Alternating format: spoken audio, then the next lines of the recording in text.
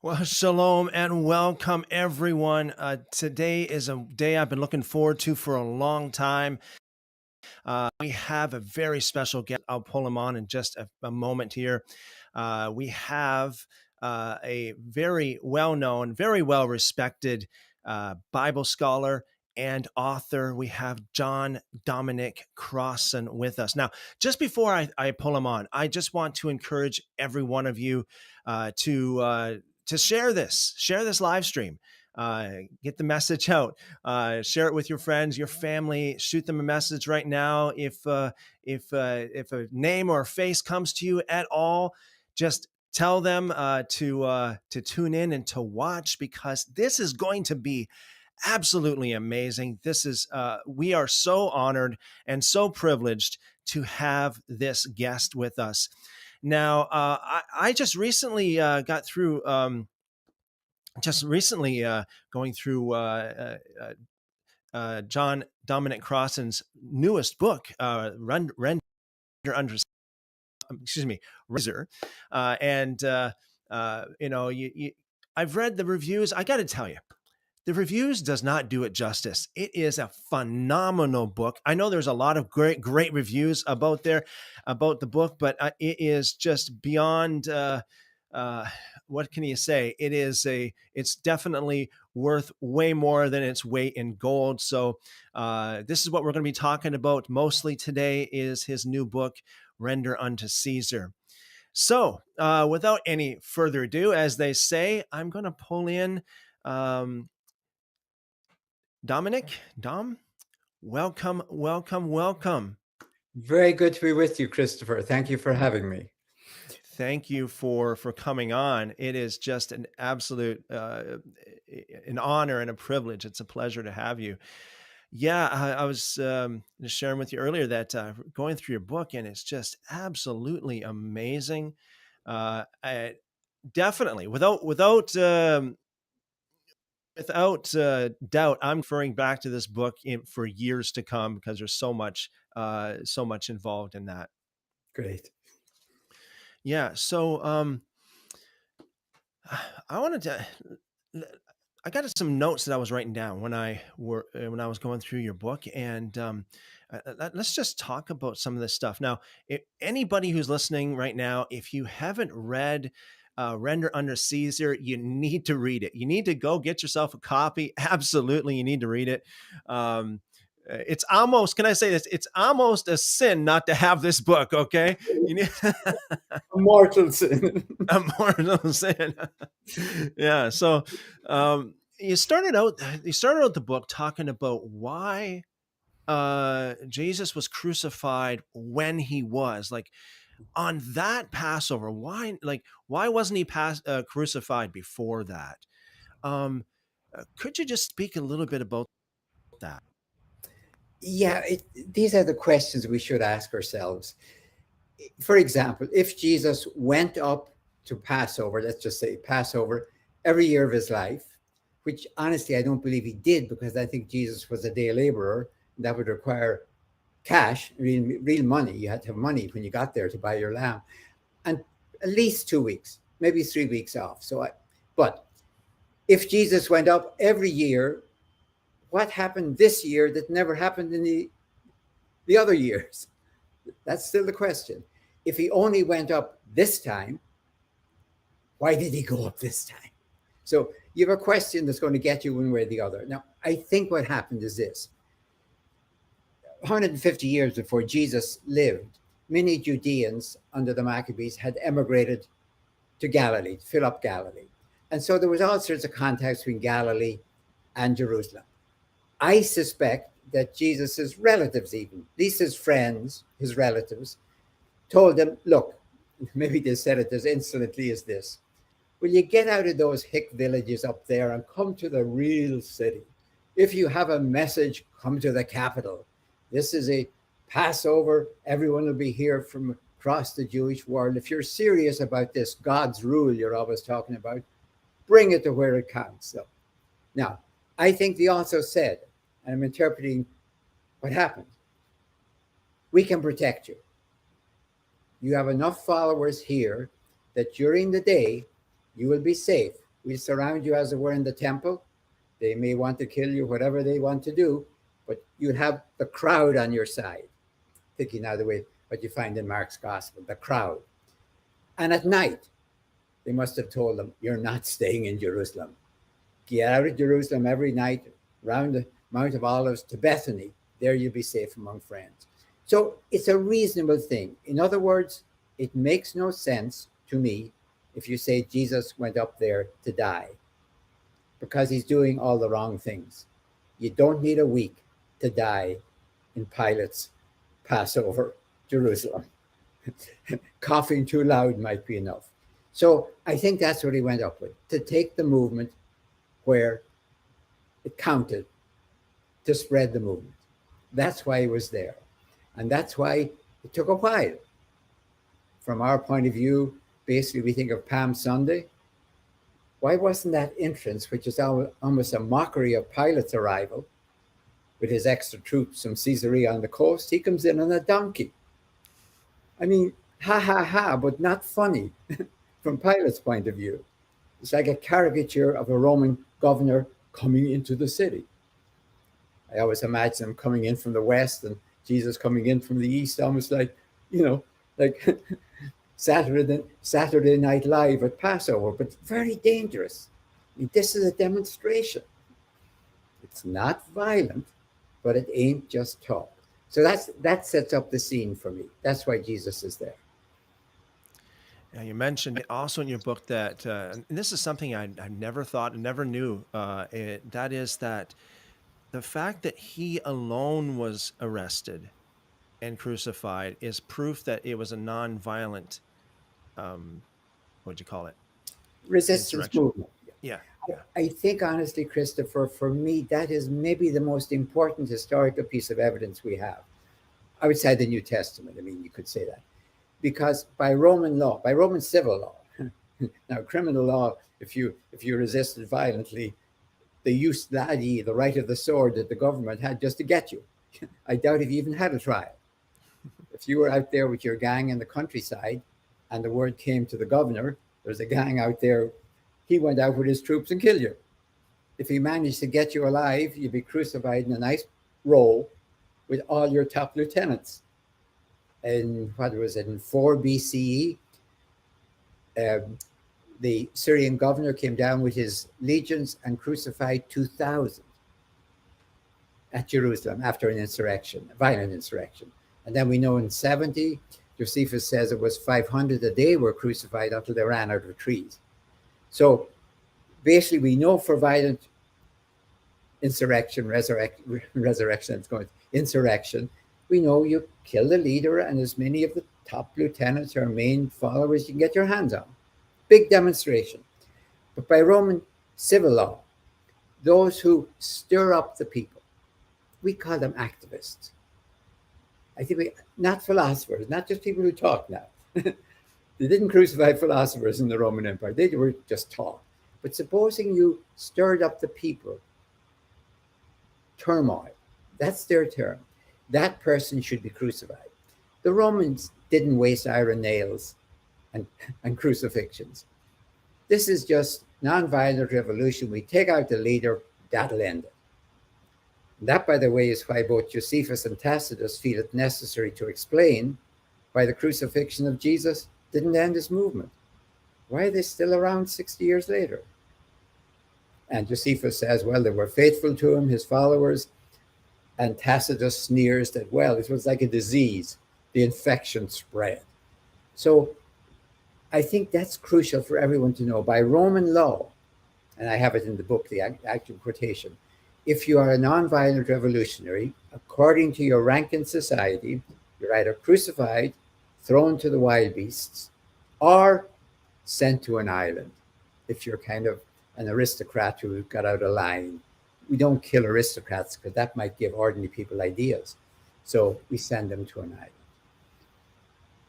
Could that be something that happened with John on the Isle of Patmos? Exactly. I think what you have there is a description of what happened to Jesus, and what said to an island is what happened to John of Patmos. And Ignatius of Antioch, of course, is sent to Rome to the wild beasts. That's almost the scenario of those. Now, it doesn't mean, honestly, that John of Patmos was a major aristocrat. He could have had a sponsor. And a Roman governor very often say if there was somebody against him, somebody for him, with some high, or even if there was just a crowd, the easiest thing was send it to Rome. Why execute him there and cause more trouble? If he has some popular following, ship him off to Rome. Months later, the word will come back, they crucified him or something.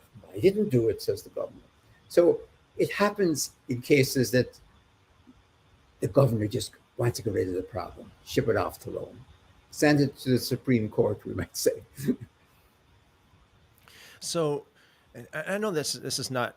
I actually wasn't thinking about. I don't have this written down as a question that I was going to ask you, but I can't help but think about like the what I call like the modern evangelical doctrine today that Jesus was basically your substitute.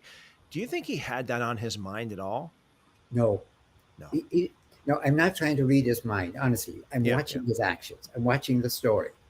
And I know the story is gospel and it's just up. But the only way I can explain, I think Jesus was crucified historically. I think during Passover, in the context, whether it was the day before, whatever. Now, I have to explain to myself, if he went up there to get himself killed, first of all, he didn't have to go up to Jerusalem. Antipas was quite obliging. He had killed John the Baptist, as we know, and probably being a prudent ruler, he figured I won't take out another popular prophet for X number of years. But Jesus is already in trouble in Galilee with Antipas. Antipas is watching him. So I don't think he had to go to Jerusalem. If you say he went to Jerusalem because Jerusalem is Jerusalem to be crucified, then I don't know why it took a week. And I don't know what's going on. I don't know why he gets out to Bethany every night. So, yeah, I am trusting some of the evidence in Mark's gospel. I don't think every moment of every day is spelled out the way it happened. But I do think that gives us the only way I can explain why he isn't dead in our language by our Palm Sunday evening. That demonstration would be more than enough to get him killed. Unless there's a crowd there, and you have to then, as any governor has to do, weigh up, do I go for this guy and threaten a riot? Or is it better just to keep an eye on him and hope he just go home? Finish up here. We don't want a riot at Passover because there was a riot, in 6 CE and another time in the 50s, when with the huge crowd of people in a confined space of the temple, anything that caused a riot, anything, would cause, a stampede. Forget the soldiers. It could stampede them one another to death. So there was zero toleration during Passover for sneezing too loud, if I can put it that way. Because somebody might shout, we're celebrating deliverance from Egypt, but we're under Roman sovereignty. Why are we doing that? That's explosive. That's why Pilate is up there with another 600 troops, probably. It reminds me of, I don't know how historical this is, but we're in the Gospel of John, where it says that Caiaphas said that it's expedient that one man should die for the people. My question is, do you think that that's historical? And second of all, if you think it is, do you think that that's kind of like the idea that, okay, it's a nonviolent resistance and one man? And I mean, I don't know, honestly, if Caiaphas ever said that, but I really do think that's what he's thinking. It is not necessary to demonize Caiaphas. Granted, he's a collaborator. His job is to collaborate with the Romans. And at his best, he's going to get it from both sides. If anything happens, if there's a riot, the Romans may have his head. If there's not a riot, his people may lynch him. He has the absolute job you don't want. So I think, yes, I think he's trying to keep turmoil down. But the way he's operating only makes sense to me if Jesus is a nonviolent revolutionary. If he's a violent revolutionary, all he's got to say to Pilate is, look, this is Passover. This guy's coming, and he's violent, and he wouldn't have made it into the gates of Jerusalem. So it only makes sense to me, honestly, if Jesus is there to take his nonviolent revolution to the capital with no intention. Though, of course, he knows the danger. He knows what happened to John. I'm not saying he's naive. He knows he could end up dead. But that's different from going up there to get yourself a martyr or get yourself killed. And it's very important to say that, because very often many Protestant theologians think of Jesus going up there as a substitute for us, which is bad theology. Honestly, it's really bad theology. And sometimes the Roman Catholic tradition makes Jesus a model of suffering. He goes up there to be the great model for suffering. As a historian and reading the theology as well, Jesus does not go up there to get himself killed. Another thing you said in your book is, now I didn't know this either. The coin that is, the Caesar's with the image of Caesar on it. Now, there's a lot of things you said about that coin, but there's something that really stuck out to me, and that is how, now, if I'm correct me if I'm wrong, but is there more or less calls Caesar God? Did I get that right? Oh, yeah. Oh, yeah. The first question we have to ask, there's really four big questions in the book. The first one is, what coin are we at least imagining? Even human. It's super not human. So if you're following from Daniel into John, the beast is an obvious symbolism for Rome, because the altar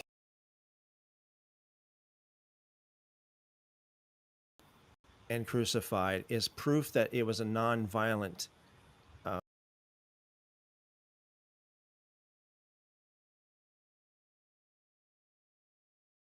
you're not staying in Jerusalem. Get out of Jerusalem every night, round the Mount of Olives to Bethany. There you'll be safe among friends. So it's a reasonable thing. In other words, it makes no sense to me if you say Jesus went up there to die. Demonize Caiaphas. Granted, he's a collaborator. His job is to collaborate with the Romans. And at his best, he's going to get it from both sides.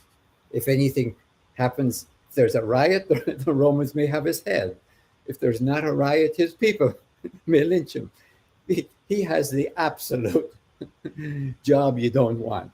So I think, yes, I think he's trying to keep turmoil down. But the way he's operating only makes sense to me if Jesus is a nonviolent revolutionary. If he's a violent revolutionary, all he's got to say to Pilate is, look, this is Passover. This guy's coming, and he's violent, and he wouldn't have made it into the gates of Jerusalem. So it only makes sense to me, honestly, if Jesus is there to take his nonviolent revolution to the capital with no intention. Though, of course, he knows the danger. He knows what happened to John. I'm not saying he's naive. He knows he could end up dead. But that's different from going up there to get yourself a martyr or get yourself killed. And it's very important to say that, because very often many Protestant theologians think of Jesus going up there as a substitute for us, which is bad theology. Honestly, it's really bad theology. And sometimes the Roman Catholic tradition makes Jesus a model of suffering. He goes up there to be the great model for suffering. As a historian and reading the theology as well, Jesus does not go up there to get himself killed. Another thing you said in your book is, now I didn't know this either. The coin that is, the Caesar's with the image of Caesar on it. Now, there's a lot of things you said about that coin, but there's something that really stuck out to me, and that is how, now, if I'm correct me if I'm wrong, but is more or less calls Caesar God? Did I get that right? Oh, yeah. Oh, yeah. The first question we have to ask, there's really four big questions in the book. The first one is, what coin are we at least imagining? We can't know what coin. And usually, I lived in Jerusalem for 2 years, and I came back with one of those coin about the size of a dime that they sell as a reproduction now. They may tell you it's the actual coin Jesus held, but a reproduction. It's about the size of a dime. It's written in Latin, first of all. It's written in abbreviated Latin, of course. So I couldn't read that without using a magnifying glass. And I do know Latin very well, so I could read it with correcting all the abbreviations with the proper case and everything else. It shows Tiberius on one side, and it shows the piece on the other side. The supreme, he's called Supremus Pontifex, or Pontifex Magnus, in the case.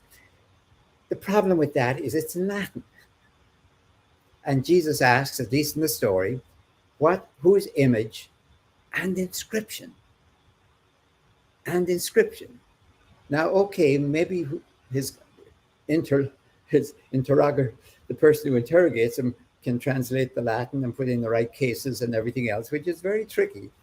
If you're filling up a Latin inscription with all sorts of abbreviations, it's good to know Latin so you don't do what happens so often on television shows about the Roman Empire when they put the subtitles down below. They get the wrong case endings. You know, it's a little bit tricky. Anyway, so this is not originally with me. I give all the credit there to the numismatist from Australia. I think what we're dealing with is a silver coin, not a denarius. It would be 4 times about the value, slightly bigger than our quarter. And it has only 3 words on it, this coin. Theos, Sebastos, Kaiser. God, Augustus, Caesar. Now, that says it all. Caesar Augustus is God. There's no is necessary. And I'm going to say to any of my friends out there who get all appalled when somebody says, Jesus, Messiah, God. Well, just remember that every coin around there said Caesar was God. So we're in a world where a living person who could be struck dead if he was assassinated, who could have been defeated at the Battle of Actium, and so that Antony would be God. This is Caesar as God. Now, here's the story. This is a gotcha. They come up to Jesus in Jerusalem and ask him, do you or do you not pay taxes? Now, that's as dangerous today as it was then. You know, that's the simplest way to ask the question, taxes or not. So it's a gotcha. If he says, no, we don't pay taxes, then you have a real report from the high priestly authorities to Pilate, and that's enough. If he says, oh, of course we pay our taxes, that loses him his protective screen of the ordinary people. Because in the year 6 CE, that's when the turmoil started, when they had accounted for taxation. All right. Now, on one level, what Jesus does is a counter gotcha. He says, in effect, I don't have a coin. I don't carry the coin. Show me the coin. Now, wait a minute. If you don't carry Caesar's coin, how can you pay Caesar's taxes? And if you do carry Caesar's coin, shouldn't you pay Caesar's taxes? It's his. It's like borrowed from him. So he must have left the people saying, wait a minute. Did he say yes or no? Did he say, throw the coin back to him? What did he say? So at the end of that story in Mark, they say they were amazed. That's why. Now, there is one thing though. The deep structure. He's shown a coin which equates God and Caesar. Nice and simple. God is Caesar. Caesar is God. And what Jesus says is to split that. Render to Caesar the things that are Caesar's, to God the things that are God. Now, he doesn't say who gets what. He doesn't say that. But what he does is deny their unity. Now, it's a typical, almost like a parable of Jesus. It leaves us saying, I know what he said now. What does that mean? He didn't equate Caesar and God. Now, they could go on saying, well, I'm not interested in things of God. Let's talk about the things of Caesar. They could, but what he said is there's things of God and there's things of Caesar. I give each to each. So on one level, he gets the counter gotcha. You carry the coin, I don't. But then he leaves them thinking seriously. And that's what leads into the book then, because I ask, well, for early Christians, for his followers, his first followers, who knew this story, or knew about it at least, how did they live under both? It's lovely to be told, Caesar is not God and God is not Caesar. That's lovely. And it's lovely to say God's up in heaven and Caesar is down here on earth. But we're living down here on earth. Body, soul, everything is down here. So how do you do it? And that opens up the question, of course, of why I go into talk about John of Patmos, and Luke Acts as two examples of trying to say, how do you handle God and Caesar in this world when you're under both? Wow, amazing. Yeah, and you spend, I think, isn't it part one on Revelation, the book of Revelation? Part one on Revelation, the first part you could say is about the coin and getting all that set up.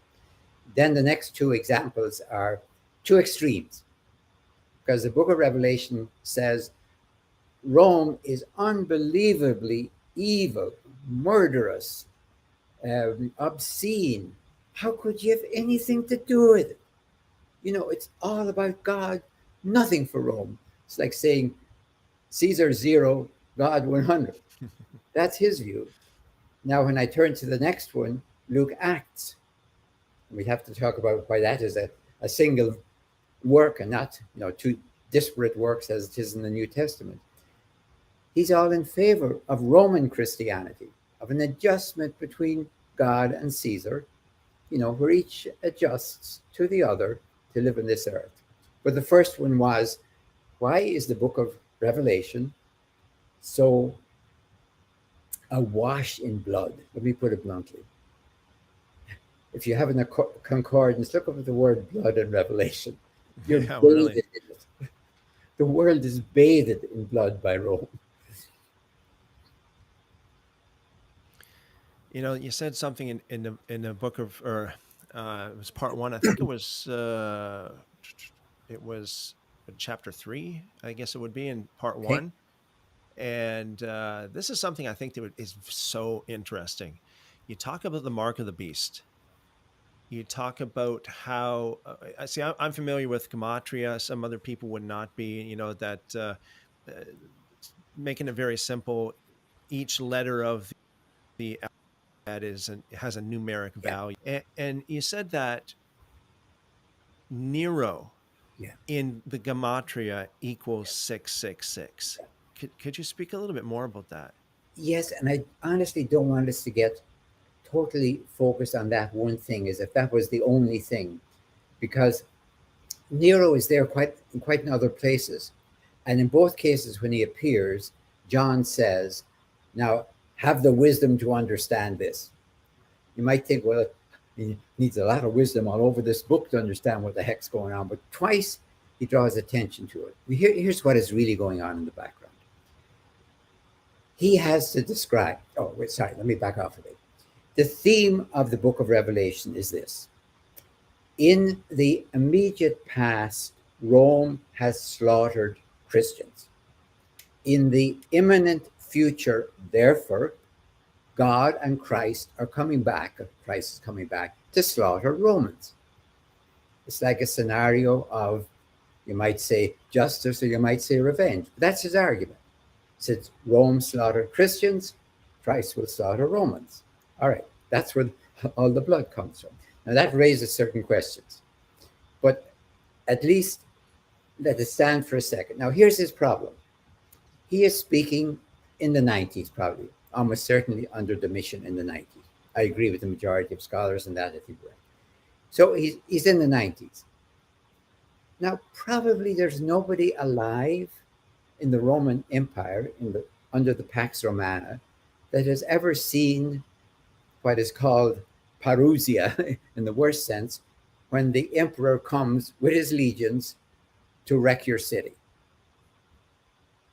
Now, maybe there's 4 BCE was the time it happened to Jerusalem, maybe by the 90s. I don't know, but you'd be pushing it if somebody in the mid 90s still alive. Okay.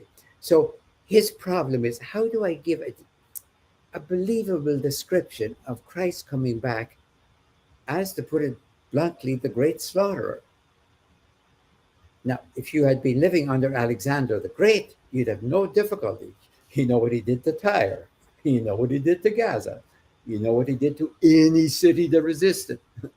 The parousia of Alexander the Great, as Josephus tells us, was very clear. You submit or I kill you. It's a nice deal. And if you don't submit, your men will be killed, your women raped, and your children enslaved. Now, John of Patmos's problem is how do I imagine so people can understand that Christ might be coming back within the Pax Romana to destroy it? Now, his model is this. This is why Nero is important. Even forget the 666 even. We think of Nero as a kind of a villain that nobody liked. That's what we kind of think about him. And that's valid for the West. He committed suicide at what, 60, 68, 69? I always get my dates mixed up. Let's say 69. Committed suicide to avoid being put to death. Okay? I think it was 68, actually. Well, that doesn't help very much. Why is he a model? In the East, in Greece, and in the Parthian Empire, Nero was a heroic emperor who'd been on their side in the East. In the East. So the rumor started. He was committed suicide outside Rome. There was no grave. There was nothing, visible. So the rumor started. He's alive. He's alive. He's fled beyond the Euphrates. He's gathering a Parthian army. He's coming back to destroy the Roman Empire. Now, the Romans are not impressed by that, of course, but the Jews would be. And so would the Egyptians and the Parthians and anyone to the east who hated Roman dominion. So the idea that he's coming back to destroy it. Now, we have that way outside John. We have it in the Sibylline oracles.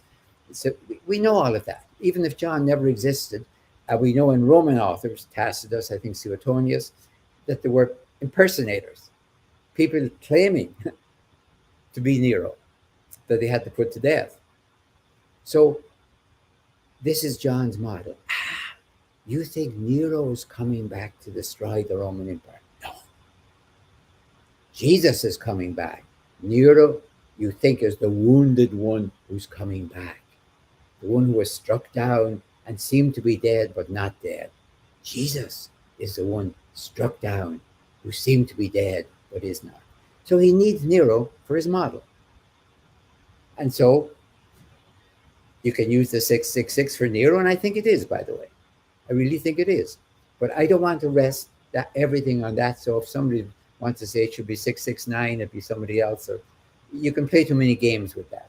Yeah. Nero is not just dependent on that. He's in there in half dozen other ways. The beast. What do you think John was talking about? The beast. Well, you have to start with Daniel, 150 years earlier, chapter 7 of Daniel, where Daniel says that the great empires, in this case, he's talking about the Babylonians, the Persians, the Medians, the Medes, I mean. Those three great empires, he says, are beasts from the sea. They're not even human. I mean, it's a serious statement. Imperial rule, which vaunts itself as civilization, is bestial. And God's rule, as you know, is human. It uses the phrase son of man, which is simply a patriarchal way of saying human. So in Daniel, empires are bestial. Now in John, he takes the three features of those three empires, combines them. Rome is a super empire, which it was, of course, and therefore, says John, is super beast. It's not even human. It's super not human. So if you're following from Daniel into John, the beast is an obvious symbolism for Rome, because the alternative is a human empire. And God's rule, which is, of course, the alternative in Daniel 7, is therefore a human phenomenon. God's rule is the best of humanity, not the worst of bestiality. So that's the setup for the beast. Now, you notice that when he turns, for example, to Rome itself, because Rome is a city, and cities are usually be feminine, he, he describes it in the most obscene way you can imagine, pornographic. And he says, everyone is streaming to Rome. Of course. It's the attraction of a house of prostitution. Notice, by the way, what's absolutely lacking in John. He never mentions the legions. Most people say, well, the legions come out and they force you to do. The legions work by oppression. Rome works by attraction also. It's the attractiveness of the merchants who want to stream to Rome to do business with Rome. That's why he calls it a house of prostitution. It's the great house of prostitution in the middle of the Mediterranean, as it were. Of course, everyone is streaming to it by attraction. So, in one sense, for John, the real threat of Rome is not oppression, those legions that'll force you to do what you want, what they want. It's the attraction. So there's more about merchants in John than there is about legionaries. He wants those cities of Asia Minor to have nothing to do with Roman business. And this is something we should remember. Roman imperialism was Mediterranean globalization. And I'm not trying to be wicked by using a modern term. Rome didn't want to hold the Mediterranean so it had nice red lines on a map, like a donut all the way around the Mediterranean. It was after Mediterranean globalization for business. I mean, Caesar might have said in his best Latin, it's the economy, dummy. How do you think I get money to pay my legionaries? I need the economy. So all of this is part of Roman globalization. And John says, get out of it, my people. Don't even do business with Rome. And I can imagine somebody at Ephesus or any of those John cities, Smyrna, anywhere else, say, why can't I be a good Christian and a good business person? Why can't I deal with Rome? I mean, I'm not going to worship Caesar. No, I'm not going to fall for that. But can't I do business? And what John would have said to him, no, that is Rome. That's what Rome's about. Caesar is not divine just to keep himself entertained. He's divine to hold this whole place together under him. Would I be right in saying that the beast and the woman spoken of there are the two sides of the same thing, Rome? It's slightly more specific because, in one sense, the beast includes Rome. If you're talking about the Roman Empire, I would say that includes Rome. So you have to ask, why does John specifically go after Rome itself? The beast certainly means the Roman Empire. I think that's what all scholars say, and they're right. And it also includes the emperors, probably from at least Julius Caesar up. Of course, they're the rulers. But then you have this whole separate image, what we call the Whore of Babylon, to use the language that's normally used.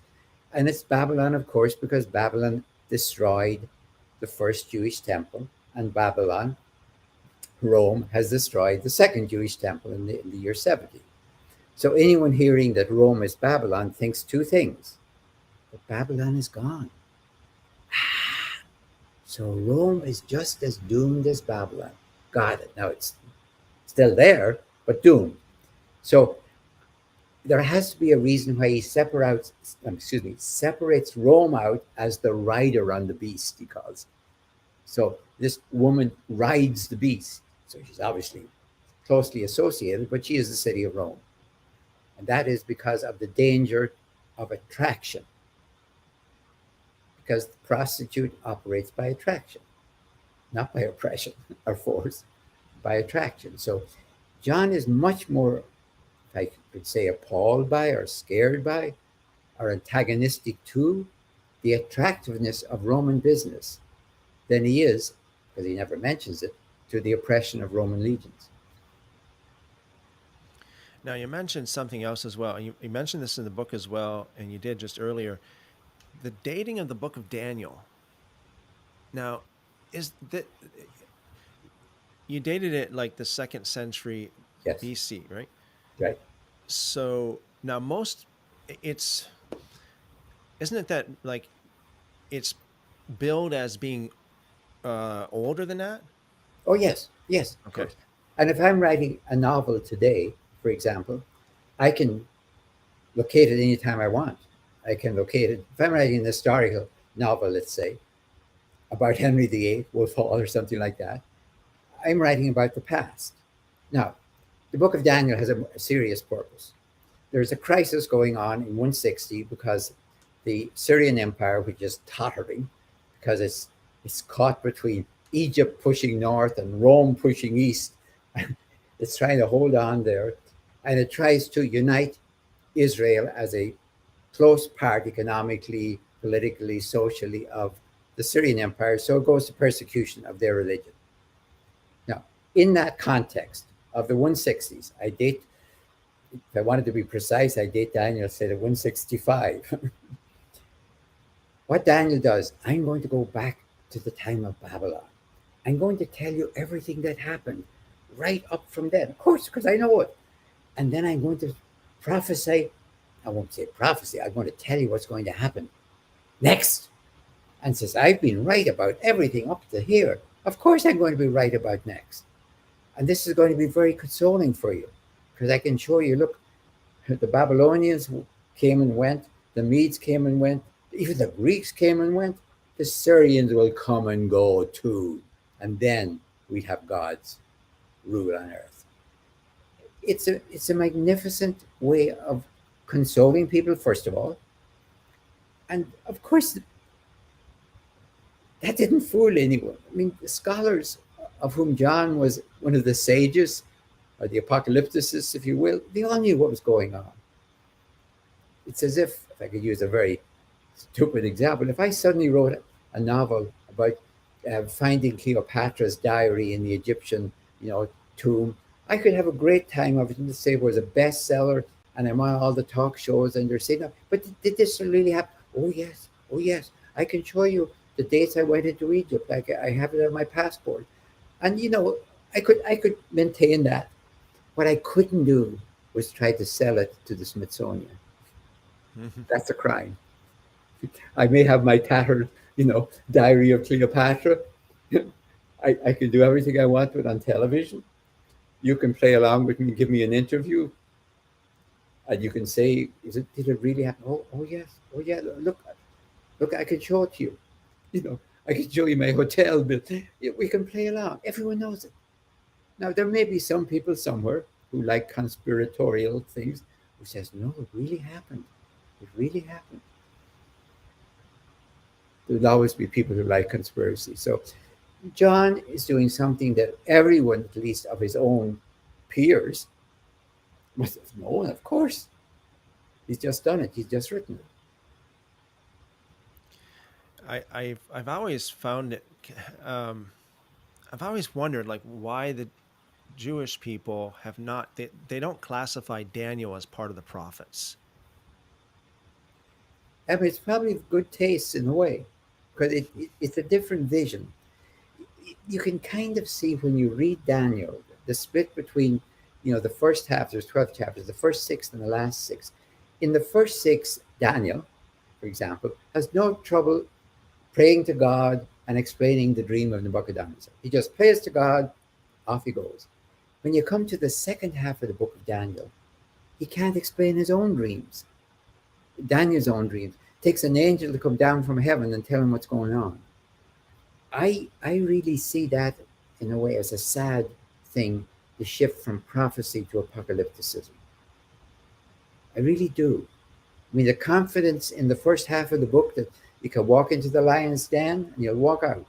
You can go into the fiery furnace and you'll walk out. Now, whatever you think about that, that's very confident. But it's broken in the second half.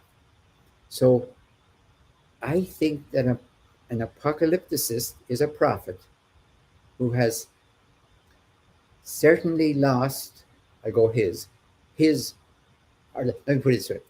Apocalypticists are prophets who have lost their nerve, certainly, their hope, possibly, and their faith, maybe. I want us to take that seriously because Isaiah and all the prophets were quite confident, let me put it this way, that they could watch the evening news and persuade people about what God was doing. Persuade people, not just say it, nobody would believe them. Persuade people. They were certain that God was in collaboration and cooperation with them. Now something has happened. God's way up there somewhere, and we need angels to come down and tell us what in the heck's going on. And half the time we can't understand what the angel is saying. We need somebody else to interpret it. So there is a shift there. And part of the reaction, I think, of people like John the Baptist and Jesus is to pull back that ancient prophetic vision that we should be able to see what's happening. Amazing. In chapter 5 of your book, you touched on the synagogue of Satan. Could you talk a little bit about that? Okay, that would be still in the book of on the book of Revelation, right? Yes. Yeah, I think John of Patmos, despite all his Jewishness, is not in favor of Judaism, because I think one of the models. I mean, the Jews have been living under empire for 500 years. They have learned how to be absolutely faithful to their God, but to negotiate with empires. They've really figured out where the thin line is when no, you don't do that, but yes, you can do that. Or maybe it's okay to do business with Rome, but no, you understand quite clearly that all this stuff about Caesar being God is wrong. So I think he is dealing with, say, the local synagogue in any of these churches. Not, that's his nasty term for it, the satanic synagogue, because it's cooperating with Rome. No, I don't believe for a second that's a theological cooperation or a religious cooperation. But John's great bête noire is the merchants. That's why that whole chapter, I think it's 18, is about the merchants. So there may be Jewish merchants, of course. I expect there were, because they've had figured out how to live under empire, but retain their own faith, their own religion, their own theology even. Now, sometimes it may cost them their lives, but they'll be doing it for 500 years.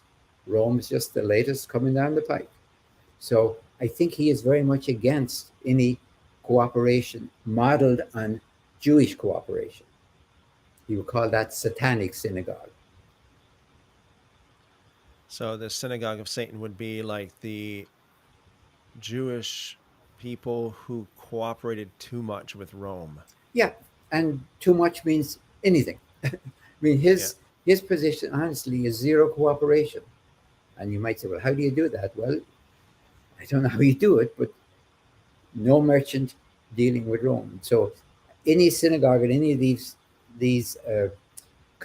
main towns he's talking, these are the rich towns along what we call the western coast of Turkey. Rich towns.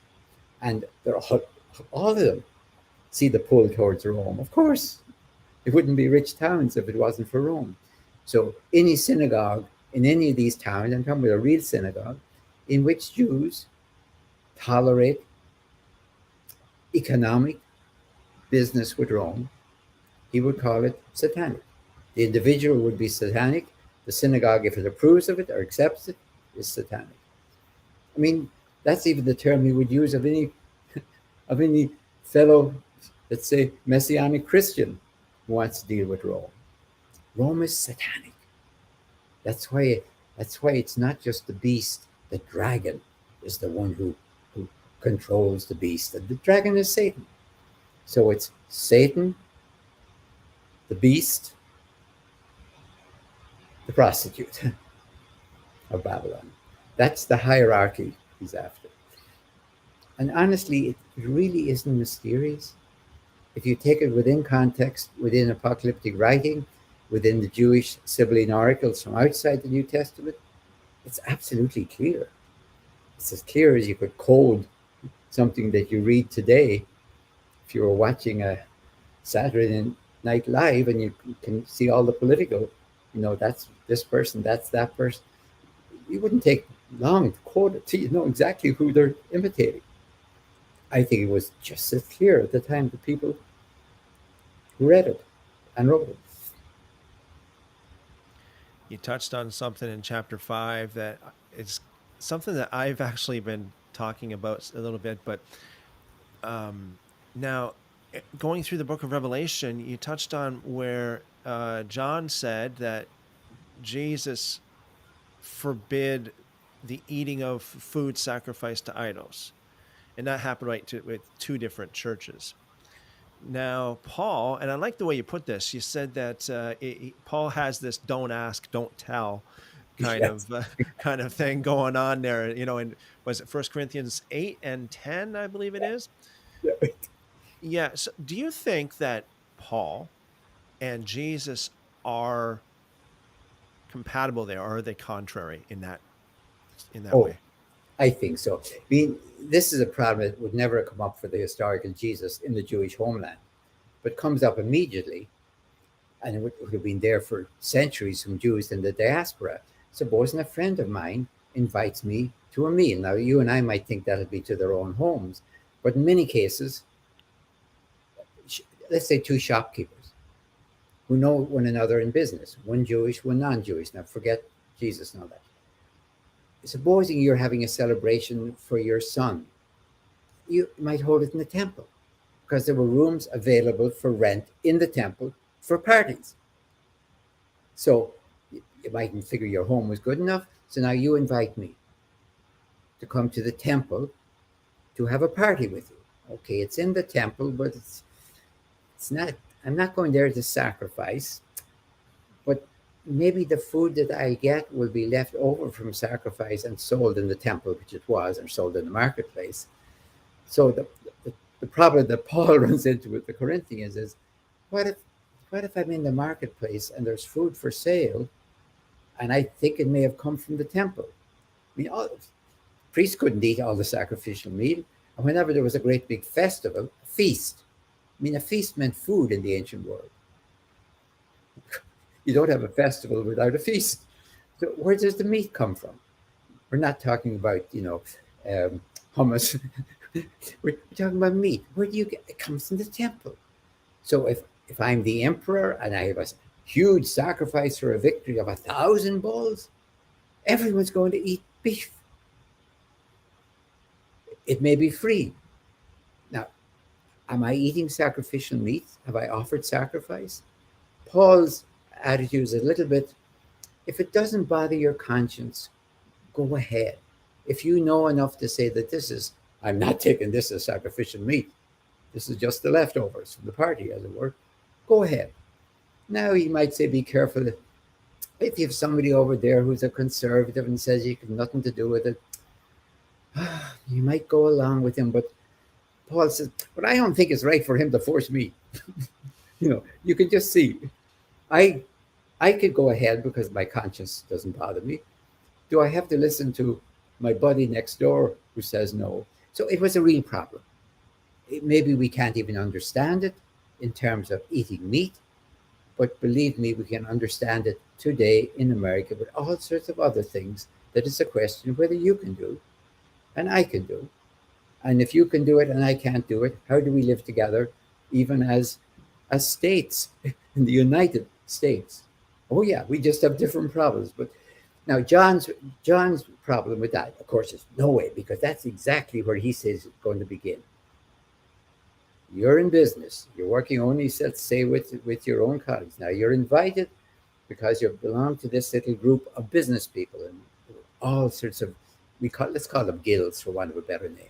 The whole Roman structure of the city was set up in in groupings. Otherwise, how could you live in a huge city, thousands of people? How would you survive if you weren't an aristocrat? You made little guilds, and it could be dedicated to a god, dedicated to where you came from. All of us people from wherever will stick together and we'll eat together and all the rest of it. Now, supposing I'm a messianic Christian, faithful in everything, but I happen to belong to a guild of silversmiths. The silversmiths are having a celebration because they've got a sponsor who is inviting them to come for a feast at the temple of Diana at Ephesus. Can I go or can I not? Now it's crucial. We might find that, oh, yeah, whatever. But I'd ask you to translate it, I won't do it, into some modern example in America today, and you'll see how it's a social, economic, political, religious problem all wrapped up in one. And John's answer is no way. Why would you even want to have anything to do with this? And I think he's losing, by the way. There's a reason he's in exile. If he was saying this before he went into exile and everyone was saying, of course, we all agree with you, yep, he wouldn't be in exile. He's causing turmoil in a group of Roman cities. And if I'm the governor at Ephesus, that's why it goes first to Ephesus, I would say the simplest way of this is get yourself to an island. Get out of my city. You're causing trouble. You're causing turmoil. So you think that he and Paul are contradictory there? I think they are. I think their solutions are like Paul is Paul is liberal on this one, and John of Patmos is radical on this one. And liberals and radicals sometimes don't agree. Now, in that same passage in Revelation, like I forget if it's chapter 2 or 3, but it talks about, now where is it now? It's a certain city. It says that Satan dwells, or there's something else that says that the throne of Pergamum. Satan, Yes, Pergamus. it's in Pergamon or Pergamos. Per- so what does that mean? Um, very often, the it's considered to be the great temple at it's Pergamon in Greek, Pergamos in Latin. It's the great temple of Pergamon. Um, I maybe it is, and I've in days of yore I saw the great temple of Pergamon reconstructed in the Museum Island in Berlin. I don't know; it's been closed now for a couple of years. I don't know if it's open again or not. It could be the great temple. It could be, or it could be simply that there are more people there who are actually going along with the program of globalization that he's against. So this might be because some of those cities. Let me back up a little bit. You're quite right that those first two chapters, the address to each city, this is a circular letter which goes to everyone, but everyone reads what everyone gets, even though it's directed to each city, which is kind of unusual. You might think there'd be an appendix for each separate city. So everyone knows there's a problem. And as I said, the problem is basically globalization. But some cities get it worse than others. Some cities he compliments. You're doing well. I think he's saying to Pergamon, you're about as bad as it gets. Now, it could be, as I say, there's no point in arguing against it because there is this mighty temple that's there. All you can see at Pergamon today is the foundations of it. As they said, you have to go to Berlin to see the real thing. So it could be that. But I don't know if when he's writing to these churches, he's primarily after what you might call the pagan phenomenon in that city, unless they're collaborating with it somehow. If he's talking about that temple, it's because you guys there are attending that temple for parties or for guild meetings or for committee meetings, or you might even be a messianic Christian and maybe you're on the council, which would horrify him, and that would make it worse than anywhere else. So we talk about like synagogue and such. Now, here's something that I've heard. I just want to kind of run this by you. The word ecclesia, of course, is translated church throughout the New Testament, but I've heard that it's actually, historically speaking, it has been used to refer to synagogue too. Is that true? Yeah, I mean, ecclesia comes from the verb kaleo, to call. It's simply those called together. It meant basically originally in a Greek city, you had, of course, your administration, and you had all those called together to vote. It's the voting members of a Greek city. I think it's important because I think this is a very subversive word. Paul could have used synagogue. Soon again, it just means the same thing.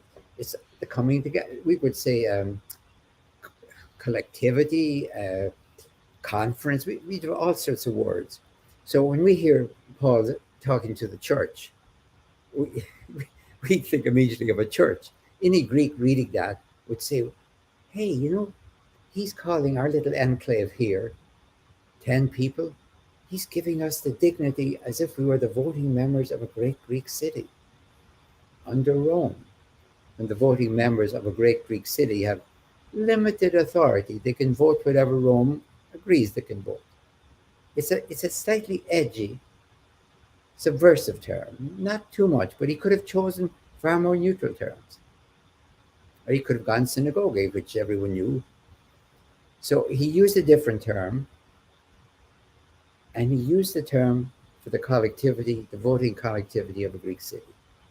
So, our little group here, maybe 10 of us, we're in the ecclesia. It's like calling us a senate. If you have 6 people in a city coming together for and we're called the senate, it's not quite neutral. It might be derisive. It might be something. So ecclesia is a pointed term. So Paul uses the word ecclesia more. John uses the word synagogue. Yeah, yeah. And they're in themselves, they could mean the same thing. Any group gathered together. It's the context, the edge that makes a difference. In your book, you also you draw is quite a contrast between Revelation and Luke Acts, whereas Revelation is like just one example. What Revelation, Rome is portrayed as being the evil one, and Luke Acts not so much. I use these as the two extremes for that reason. Now, people should understand this. There's nothing, again, mysterious about Luke Acts. If you were writing in the ancient world, you were limited. These are parchment scrolls we're talking about. Papyrus scrolls, I'm sorry. You're limited by the technology of a papyrus scroll, as you and I are limited by the technology we're using here. If I say I'd like you to see the whole room, you'd say, well, it can't be. You're stuck with that background behind it. Anyway, so Josephus can use one scroll, like let's say 30 feet long. 30 feet long. One scroll is all he needs for his life. He needs 2 scrolls to write his book Against Appian, 7 scrolls to write his Jewish war, and 20 scrolls to write the Jewish antiquities. It's just the technology. So if I'm if I'm Matthew or Mark or John, I can get my gospel into one scroll. No problem. If I go down and buy myself a blank scroll, the reason it can't be too big is because the pages are glued together. If you have it too big, it'll just burst. And besides, I have to manipulate this thing. I have to be able to read it, roll.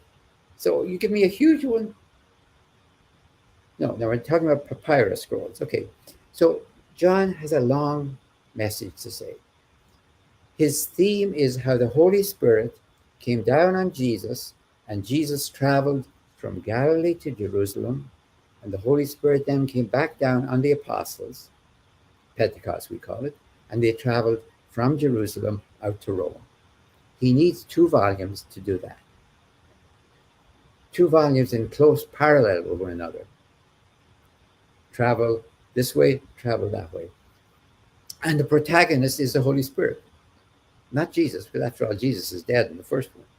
So the theme is how the Holy Spirit has changed headquarters from Jerusalem to Rome. That's John's theme. How the new holy city is Rome. Now, of course, John of Patmos will be tearing his hair out.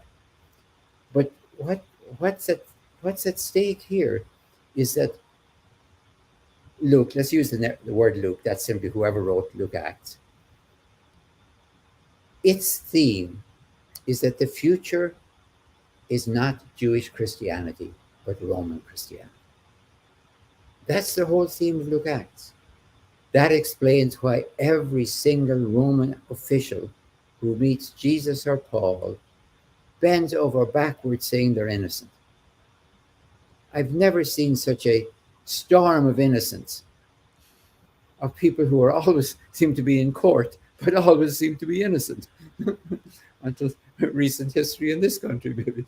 You know, they're always innocent. Everyone says so. Galilee says so. Uh, At the end of the gospel, the first volume, everyone says Pilate, Antipas. At the end of the second volume, everyone says they're innocent. Now, this is a great apologia pro vita Christiana, you could call it. So, and whether we like it or not, Luke, in the entire New Testament, including Jesus, was the only one who got it right. Because that is what happened. 300 years later, Constantine looked around, said, I have one empire, one new capital city, Constantinople. I need one religion. Could have gone to Judaism, but he went to Rome, he went to Christianity because it was already Romanized. He looked at their bishops and said, these guys look pretty much like my generals or my admirals or my main administrators. They got an organization as good as us. In fact, it's better than us because it holds the whole area together. We broke up and had a civil war. So Luke Acts is the first great stride towards Constantine. Can we accommodate Rome to Christianity? And I'm using Christianity now deliberately. Rome, Christianity. Now, certain things Rome is going to have to give on. Certain things Christianity is going to have to give on, but it can be accommodated. And Constantine is the great example that Luke Acts got it right. Now, whether you like it or not, got it right, I'm making an historical judgment, not any other kind of judgment. The seven churches, before we get too far from Revelation, the seven churches, do you think that they were literal, like it was literal churches? Like I know some people believe that they were like quote unquote ages of the church. What do you believe there? I really don't. And I don't want you to think that, well, I have an answer to every little detail you ask me. I have a view of the whole. And it's because of that view of the whole that I have answers for every detail. Do you know what I mean? It's not that I looked at each detail and made up my own little answer. I understand what he is doing in terms of what is going on in the 90s, in the Roman world, in the Jewish world, and in the Messianic Christian world. And I see them interlocking. Because as I said, I can read the Sibylline oracles, which are out, not in the canon, of course, but they're written by Jewish sages taken over by Christian scholars. And they give me a vision remarkably close to John. Now, it's not so vitriolic, but it's very much anti-Roman. Very much anti-Roman. You can read it in the book. They're as anti-Roman as it. Not so. But they think Rome is doomed too, by the way. So all of that fits together for me. And that's how I understand each part of it. Without that matrix, I think if you just picked up John of Patmos's book and read it today and knew nothing, you're blissfully happy to do whatever you want. And I think it's as much fun as playing basketball without a hoop. If there's no hoop, we're all as good as one another. If there isn't, but the hoop, as it were, is the discipline of history. That you can't say that because that doesn't make any sense in the matrix. And we have the matrix of the 90s in which John is writing. You think those churches are not literal? Oh, and sorry, let me come back. I got distracted. Your real question. No, I do. I really do. I think they make absolute sense. These are the churches that sort of revered, I think, literal churches which revered John as their prophet. He has been sent, probably by the governor of Ephesus, I suspect, to an island off of Patmos, we know. He's sending a circular letter, which is to go, and you can follow its course if you look at the sequence of the churches, into Ephesus, up north, and then back south. You can go see them today if you want. Some of them are still big, some of them are Can't see much left over. So I think they're real churches.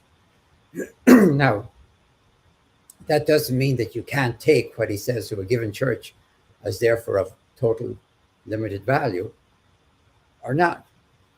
You'd have to look at his theme.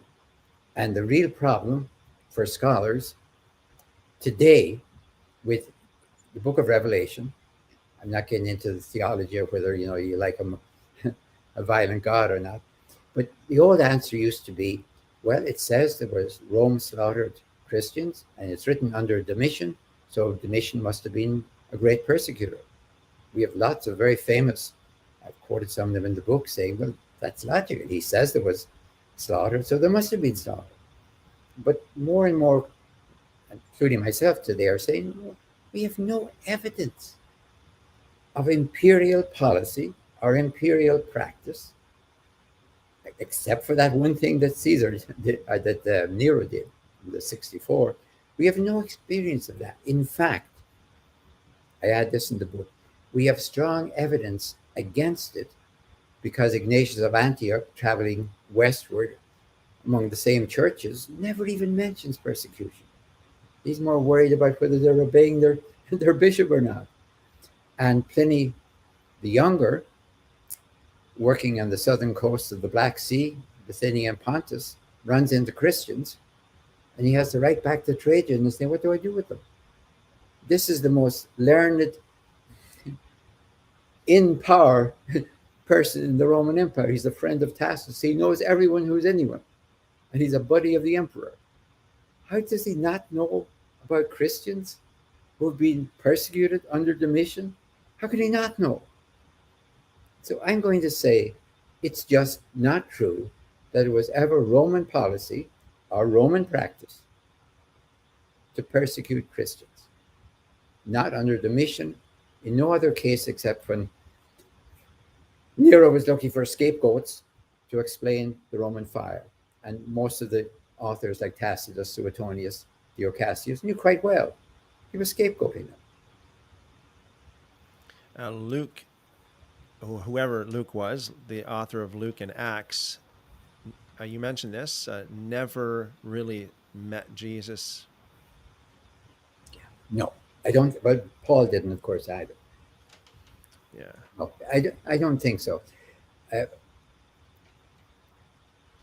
There is something that I was quite excited that you mentioned this stuff. You got into this stuff in your book, and that is comparing Galatians 2 with Acts chapter 15. I've been talking about that for quite some time, and yeah, could you? Yeah, here's what I did, just so your audience understands. I mean, I've been interested in Jesus and then in Paul. Okay, I wasn't primarily focusing on Luke or Mark or Matthew or John, for example, because I'm focusing.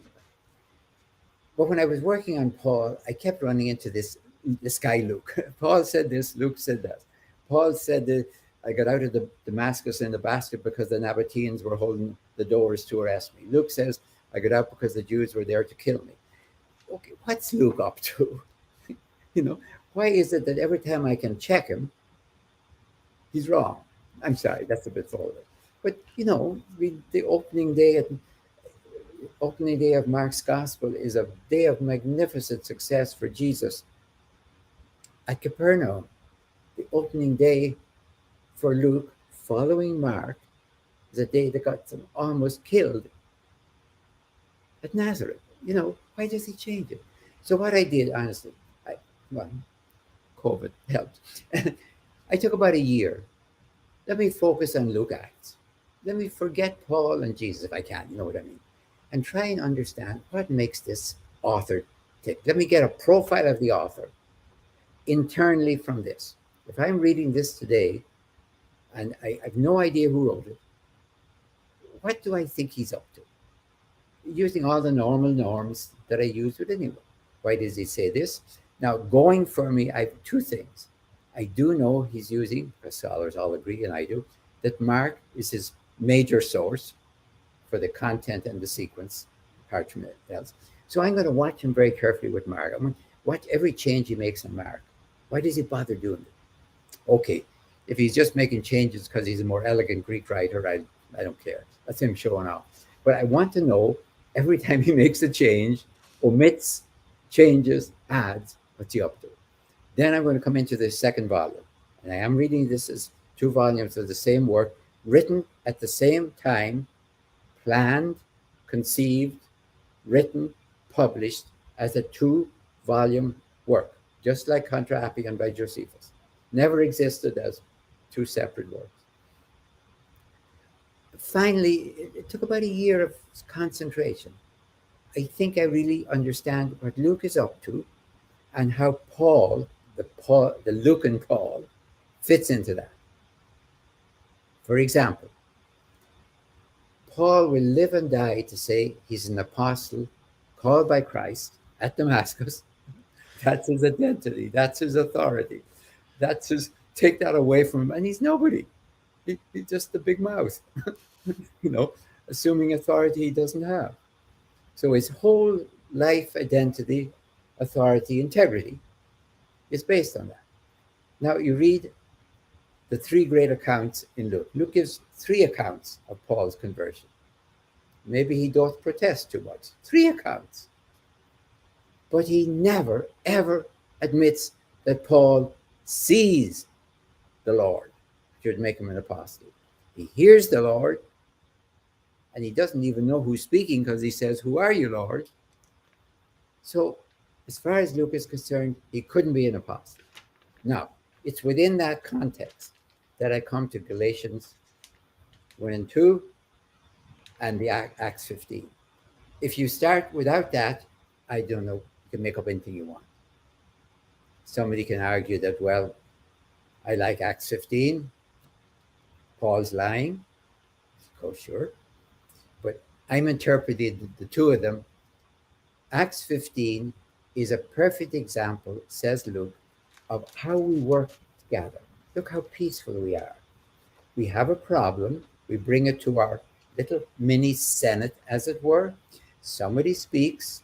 Now, Peter is the one who speaks. And Peter is the one who says, kind of, I'm the apostle of the Gentiles. God chose me. Now, Paul gets to tell what happened. Barnabas and Paul, let's keep the order. Barnabas and Paul gets to tell, but they're never quoted.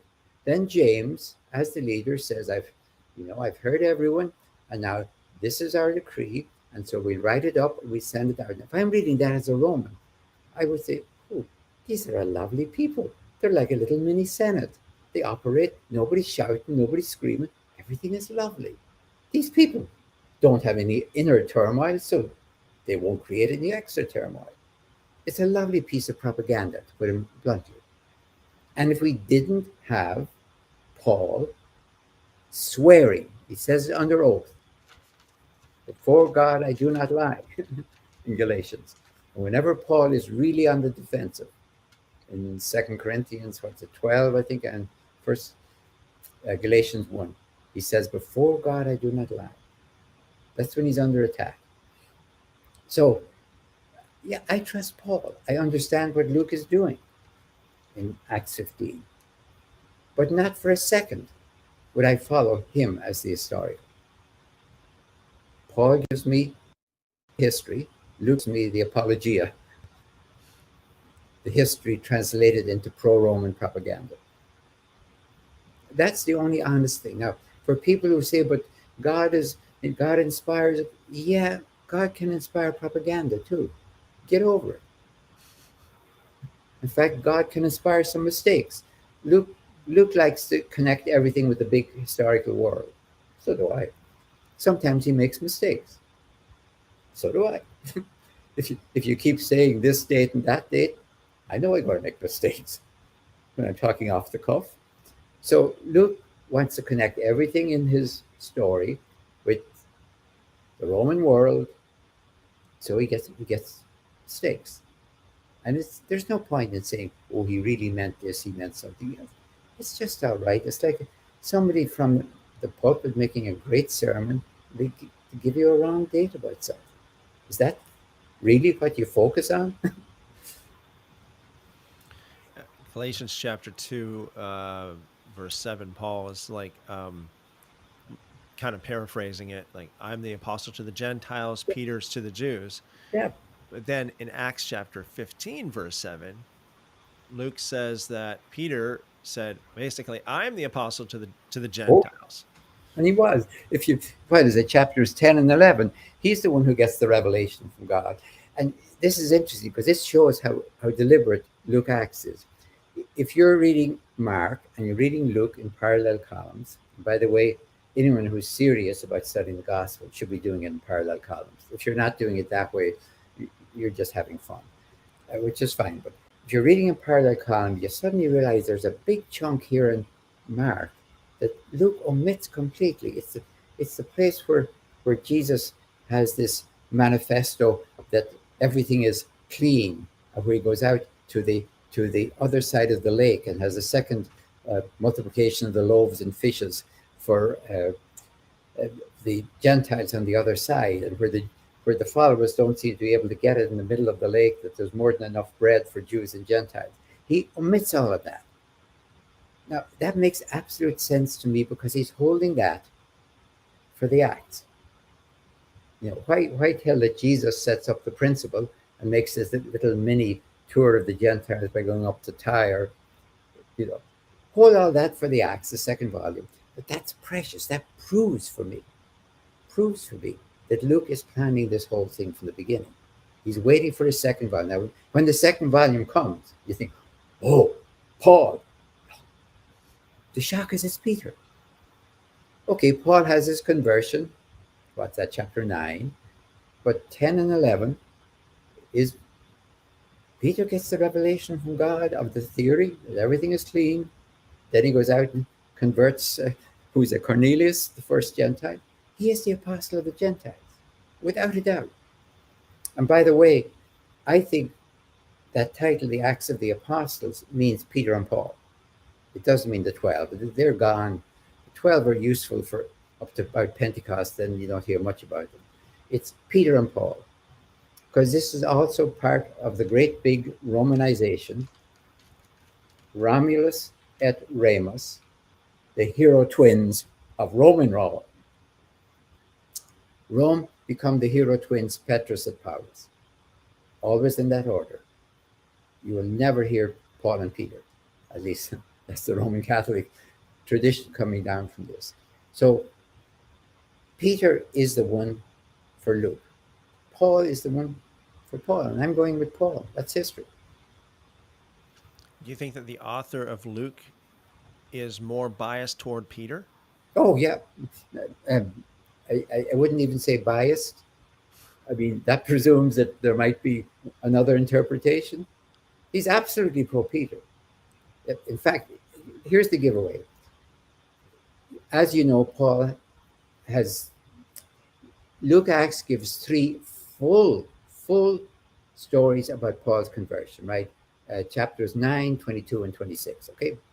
One when it happens, once when Paul talks to Jews, once when he talks to Gentiles. He does the same for Peter. He tells it happens, chapter 10, I guess. Then Peter goes up to the 12, or the others, that tells them what happens. That's the second time. And then in chapter 15, he's the one who says, verbatim, quoting him, I was the one. Each gets three accounts. Once when it happens, twice telling it. If you're reading through through Luke Acts, you begin to realize there's a pattern there. Something happens to Peter, something happens to Paul. It's always though kind of in that order. Like Peter is the superior. It's not just they're side by side. You could say Peter and Paul, Paul and Peter.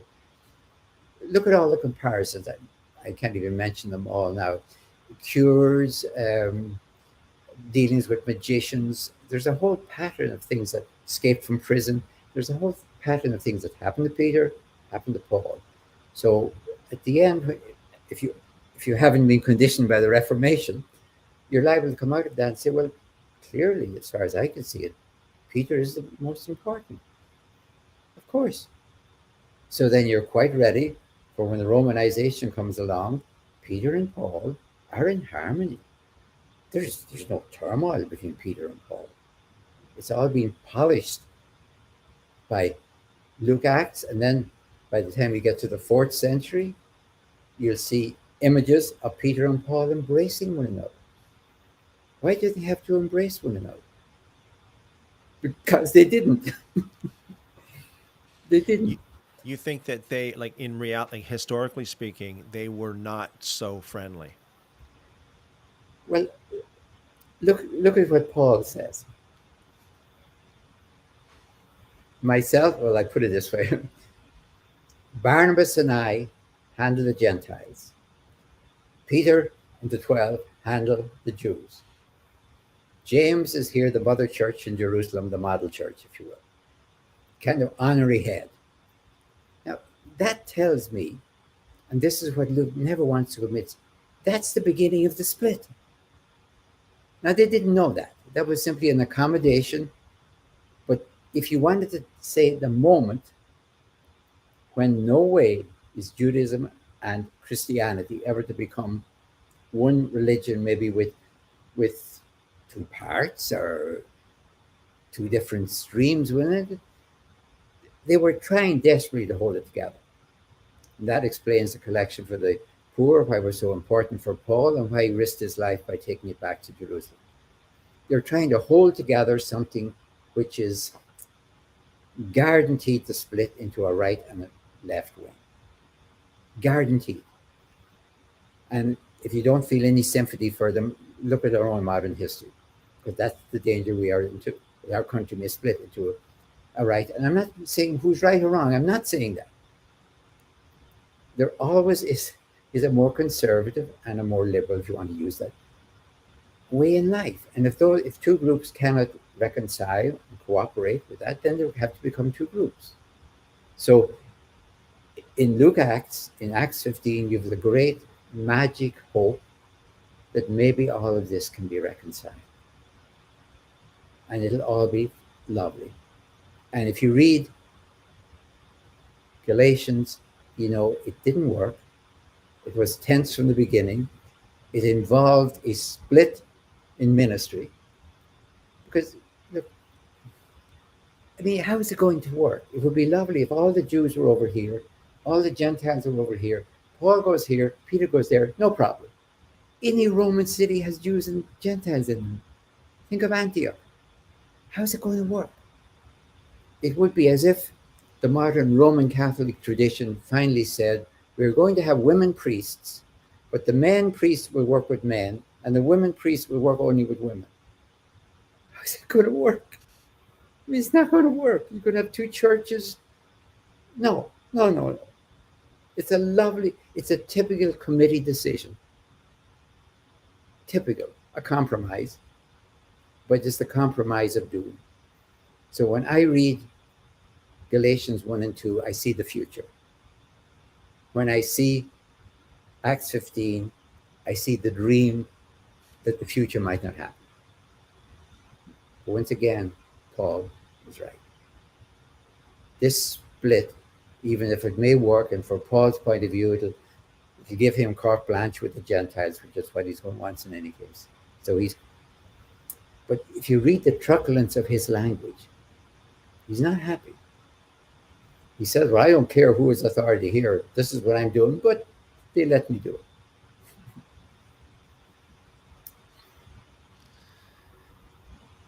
it. You mentioned a couple times there are three accounts of Paul's conversion.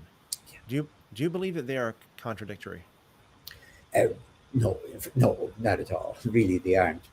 Luke is a superb writer. Let's get this straight. After Jesus, the parabler, Luke is the second best teller of tales in the New Testament for me. But when I say that, do remember that Jesus' parables are fictions. Right? Mm-hmm. So when I say Luke is the second best, no, Luke knows, for example, I'm going to tell this story 3 times. Now, I understand this as a writer. I'm going to tell this whole story 3 times. I'm not going to say, as Josephus says, and I told you about this before, and I'm going to tell you the whole story. Okay. How do I do it without boring my author?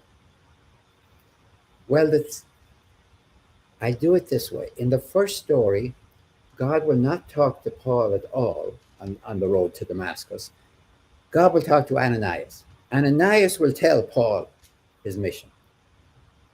The second time, no, I'm sorry, I got it wrong. The first time, God will tell Ananias Paul's mission. God to Ananias the first time. The second time, that's in 22, Acts 22, Ananias will tell Paul. And the third time, scratch Ananias, God will tell Paul on the road. So, three different ways of telling Paul his mission. God to Ananias, Ananias to Paul, God to Paul, scratch Ananias. So he varies it. Would you call that a contradiction? If you believe that God inspires every single word of, you'd have to say, well, yes, because either who told Paul? Now I know what the fundamentalists will say. Well, he got told three times. God told Ananias, Ananias told Paul. What's your problem? Three different. I mean, that's undignified and it's unworthy of inspiration. Even if you believe, which I don't, that inspiration means that God is whispering in your ear. Well, if that's your idea of inspiration, then what God whispered in Luke's ear is copy Mark. And what he whispered in his ear in Acts is don't copy Paul. So I understand what he's doing. I respect it. Now, the dialogue in each case remains the same. That's the one that you don't go fooling around with. Who are you? I am Paul, who you're persecuting. That remains, don't fool around with the words of Jesus, but the context. So, I mean, let me put it this way. If you have a fundamentalist apologist, they will say everything worked whichever way you want. If you have a polemicist, it's kind of like little teenagers picking out this little thing and say, oh, we didn't say the same thing here. He's a writer. He knows you're going to get to chapter 22, let me put it that way, and to 26. He knows you're going to compare the three of them. He knows. And he hopes, will have been trained in rhetoric and writing and appreciate the fact that, ooh, nice job. You managed to tell it three times without boring me.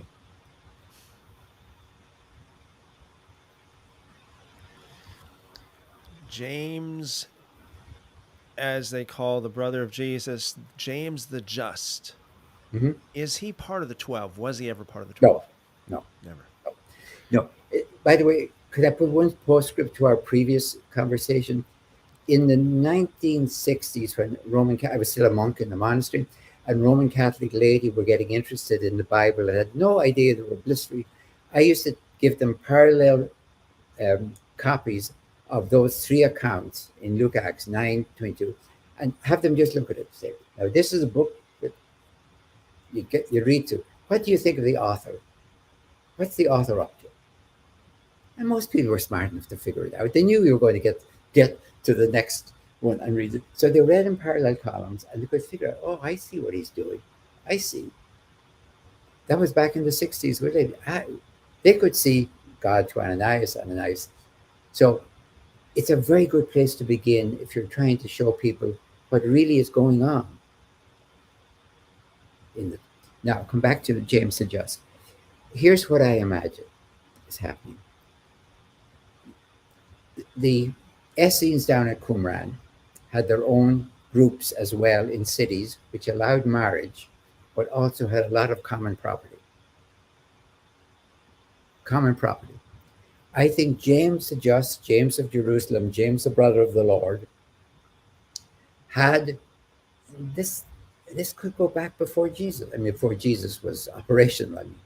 He had a group in Jerusalem who were living I'm going to use the term, monastic life, similar to Qumran. Now, I'm not projecting my ideas of monasticism, Christian monasticism back on Jews, but it was there. Make no mistake about it. It was there in the deserts, I think, of Syria, Jordan, and Egypt. It may have had women, it may have had men, but it was basically monastic life. Common property.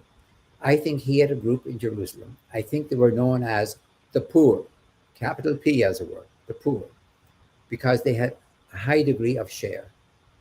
I think Luke Acts got that one right, Barnabas. So I don't know if they were celibate. I don't think they were, because, there's the who is it called? The case of the couple who sell their land and defraud them. So let's say they're not celibate, but they have a certain amount of common property. It could be that they give, say, 1/10 of everything they own to a common purse or something like that. Some kind of, but I think they're known as the poor. So when Paul is talking about bringing collection for the poor, he's not talking about the street poor of Jerusalem. He isn't. He's talking about acknowledging James's kind of ideal community, ideal messianic community, which is a share all community instead of a grab all. So there's a kind of a model community in Jerusalem. James is head of it, and that is why James lives till the year 62, and when he is executed by a high priest of the family of Annas, by the way, in the interregnum between two governors, he's immediately deposed by the new governor. James is protected by extremely conservative Jews, not Messianic Jews, in Jerusalem. And I'm trying to think, why? Because he's clearly a Messianic Jew. James certainly believes that Jesus is the Messiah and is willing to accept Gentiles, at least with this agreement of the two missions. The only way I can understand that is that he is probably, as his history is, he's an extremely, what term do I want? He probably lives on bread and wine, bread and water. Okay, if you live sparsely, you're probably very kosher. There's nothing as kosher as bread and water. So he has a reputation in Jerusalem among pious Jews of being a kind of a super Jew, super pious Jew. So if he wants to have his little messianic group, okay, we tolerate that. So I think James is very important for his, if I could use the Latin word auctoritas, for his authority, not in terms of power, but in terms of modeling. You know what I mean? In terms of, like Mother Teresa is not a model of power, but a model of piety. So I think James is the same. Now, Peter and the 12, or Paul and Barnabas, we're talking power here. They have the power of mission. James stays in Jerusalem, but he has the power of modeling or of authority in that sense. Do you think that he was the leader of the quote unquote the church after Jesus? I suspect, well, from what I'm getting from Paul, I'm leaving Luke Acts out for the sense. I mean, Paul certainly respects him.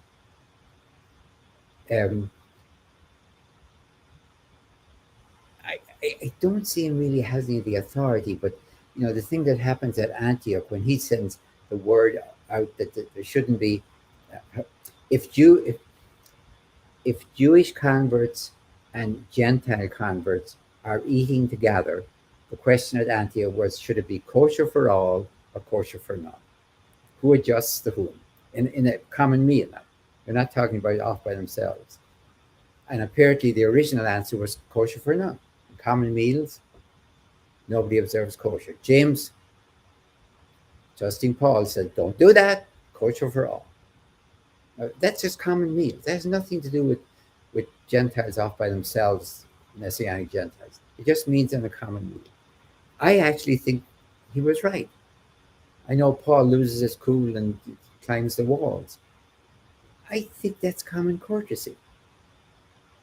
If I was in a Jewish home for supper, if I was honored to be there for Passover, I would do what everybody else did. I think Peter, Barnabas, even Barnabas, were right to say, look, we know that Gentiles don't have to observe kosher. But if the two groups are eating together, then I think It won't kill the Gentiles. There is no law from Christ that says you've got to eat shellfish. If there's a law that says you don't, then you don't. You know, I think Paul loses his cool in Galatians and goes back on it in Romans when he finally says, well, you can accommodate. You don't have to, but you can. Do you think that James the Just is the author of James? No, No. no. Who's the But it author of may, James? no, but it may well represent his spirit. It may well, because it really is a very faithful reflection of the vision of Jesus. I mean, I see more. I think I see more James in James than I see Peter in Peter, if you know what I mean, in the epistles. I think, yeah, it very much is the spirit of the poor. I mean, if you imagine what I'm saying is correct, that he's the model of this church and everything else, that could very well be its manifesto. I mean, it fits right well. Like saying, would he have said something like that? I'd have to say, yeah, yeah. Who do you think the author is? I mean, what I think actually is more important in many of these cases, and we should do, is read it very carefully and draw up a profile. Like police people do, police profilers do. The author of this is a person who, rather than saying he's called James. What do we know? I think we can work the other way. Within the context of itself, what type of a person would do this? That might be more helpful.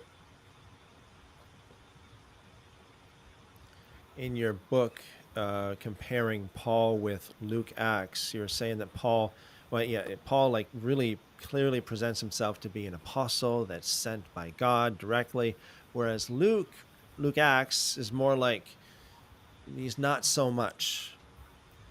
Oh, I'm afraid, Christopher. It's really worse than that. It's not. It's not like he's a small apostle. Paul will die for it. Paul will say in Corinthians 15, I am the least of the apostles. I am the last of the apostles. I'm not fit to be an apostle, but that makes me an apostle, boys. And if I'm an apostle, now, see, Paul's problem going into it is he wasn't with Jesus. The 12 were with Jesus, at least according to the story. They'd be called by Jesus during his lifetime. Then they had visions of Jesus after his death. They were like double apostles. Now, Paul, when he says, well, even if you knew Jesus according to the flesh, we don't know him that anymore. The truculence of that language tells me that he's a slight embarrassment.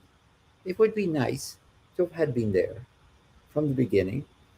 And in fact, very often in Greek Orthodox tradition, and in the Orthodox tradition in general, Paul is slipped in at the Last Supper, and slipped in especially as the 12th apostle. Judas is out, Paul is in. You see him in scenes where he could never have been. He's at the Last Supper, as I said. He's very often shown at the Ascension, and you can see because he's bald. You always recognize iconographically. So they slip him in, but he wasn't there. Now, Paul comes along with this astounding statement. I have seen the Lord. I was seen. I can't emphasize that too much. You don't become an apostle by hearing. That's not what they did. They saw. So if you read Paul, it's always I saw. The verb is orao, I saw. Not just I heard. So when Luke talks about him hearing, that wipes that out. And then if you look in Luke, where does he say he's going to Jews and Gentiles? He goes into every synagogue first. He's not the apostle of the Gentiles. He may run into Gentiles, of course, but he's the apostle. He's the great missionary sent out by Jerusalem and Antioch to the whole world. He's the long distance missionary. He's everything but an apostle on a peer with the 12. Give him any honors you want. You say he's the greatest missionary. Just don't say he's an apostle.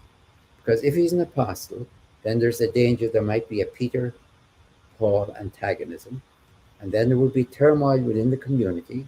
And if there's turmoil within the community, then any Roman governor could say turmoil inside means turmoil outside. And that's true. If you have a community in turmoil, I think that's what happened to Ignatius of Antioch. They're probably arguing within the community, right against left. That spills out into the Roman streets. Easiest thing to do is get rid of whatever causing. John of Patmos, Ignatius of Antioch. Yeah. So that's the way I actually see it. What? When I read Paul and he says, like how you mentioned there a couple times, I am not even, I'm the least of all the apostles, not even worthy to be called an apostle. Yeah. And then a couple times is in Second Corinthians, he said, I am not even, I am not the least inferior to the super apostles, as one Yes, that's translation. right. Right. Because What do you? whoever these people are at Corinth, and we don't quite know who they are, whether he's even mocking them, whether they claim that title of apostle or not, or whether he is just doing it. But watch, as I said, Paul is not interested in his own autobiography. We'd love him to tell us more. The only time he brings up good chunks of biography are in Galatians, as you mentioned, and Second Corinthians. And in both of those cases, he swears and telling the truth because he's defensive. He only brings up his autobiography when somebody accuses him of something. you know, um, that's, I suppose, maybe what we all do. You mightn't bother mentioning it until somebody says, if somebody said, well, you're not Irish, I suppose I'm going to say, yeah, I was born in Ireland, but I might mention it if nobody said the opposite. So Paul is Paul is much more interested in Christ than he is in himself, to be honest with you. So I do trust him in those cases when he's provoked into giving us some autobiography of himself. And I do trust him that he had a vision of Christ and that the vision made sense to him as being calling to the Gentiles. Because that goes right from the very beginning. That's in Galatians. He was never called and then went around saying, what am I supposed to do? So Paul could have been converted from a persecutor, just to mind his own business. Stop being a persecutor, mind your own business. Or even to be a supporter or to be apostle to the Jews. So he did the whole 180-degree turn from a persecutor to an apostle. That's a huge, dislocation from one extreme to the other. You also mentioned in your book, in chapter 10, I believe it is, the cost of acculturation, talking about the pseudo Pauline letters compared to Luke Acts. So the pseudo Pauline letters, we see a radical, the radical baptism. Is it the baptism? Neither The male nor female, neither slave nor free, neither Jew nor Gentile. Yes. What's going on, Christopher, is this. Paul is a radical. That is, he's a radical vision of what the world needs. Now, I actually think he was right. Because I think the world needs a radical vision. I'm living in Florida at the moment. I'm very much aware of how radical the vision is, and it's way beyond politics. It's about water. It's about your shoreline and the height of the water that's coming in. Uh, I think the vision that we have with Paul, they're putting their own language and everything, and certainly not the language I would use if I was speaking in the public square. But I think they have a vision that was way ahead of its time of what the world needs. And I think they were basically right. That civilization, as, for example, represented by the height of civilization, which was the Roman Empire, that's what it vaunted itself as. It didn't bother going across the Irish Sea to the Irish because they were uncivilizable, or into the German forests because there's no point in going there. They're uncivilizable. We're with civilization. Now we're kind of doing a little cost accounting for civilization at the moment. And I'm not talking politically, I'm talking in terms of evolution and the environment and violence and things like that, what we can do to our environment, and that there are consequences. So I see visions of that coming out to me from the biblical tradition. I cannot see them. If there weren't, I, I think I'd have quit long ago. I could have been just as happy working with Shakespeare. Honest to God. I had 5 years of Shakespeare in school. We learned 5 plays, learned all the soliloquies. Before I ever got into the Bible, I think Shakespeare has a vision too that's as sweeping as the Bible. I'd sooner do that if I thought there wasn't anything here that wasn't sort of, you know, antiquated, a couple of thousand years old, nice in its own time, but really have no relevance anymore. Funny languages. So I think Paul does have a vision that warns us. He might talk about divine punishments, and he might talk about divine forgiveness and divine mercy. I don't. I talk about human consequences, not divine punishments. I don't talk about divine forgiveness. I talk about the fact that we can change. That's forgiveness. We we could be impossible to change. Supposing we were beings like some other beings, we're going to keep doing this until we drown. I think we can change. And mercy is the time within which we can change before it's too late. And I say that again, living in the center of Central Florida. How long before the waters rise? So, without being apocalyptic about it, we are responsible for our universe. That's what Paul said. He said, under God. Well, if you do not believe in God, take evolution seriously, because it don't fool around, and it doesn't forgive except in that sense of you can change, and it's not merciful except in there's time to change. So I see this as a vision in a language we might not use and with a theology we might find dated, but a very valid vision none the same. So that's my wider vision for this whole thing. Paul, there's something. Speaking of like apocalyptic, in First Thessalonians, I believe it is, where Paul said, we who are alive together. Now, do you think that he believed that he would be alive for the quote unquote second coming? Oh yeah, yeah. Um, Let me draw attention to the fact that second coming is never a term never used in the New Testament. Paul's term for John of Patmos never used this term. Paul's term is parousia, or parousia, however you pronounce it. And parousia is a perfectly well-known Greek word for the arrival of the emperor to your city, or the arrival of an imperial legate to your city. And in a parousia, what you do is you throw open the gates. This is the Pax Romana. It's not coming to fight. You throw open the gates, put on your best clothes, and go out and bring him into your city for feasting, celebration. So when Paul imagines the end, which, yes, in answer to your question, he thinks it will be soon. I think he thought it would be within his lifetime soon, and maybe towards the end he thought it was just within his generation.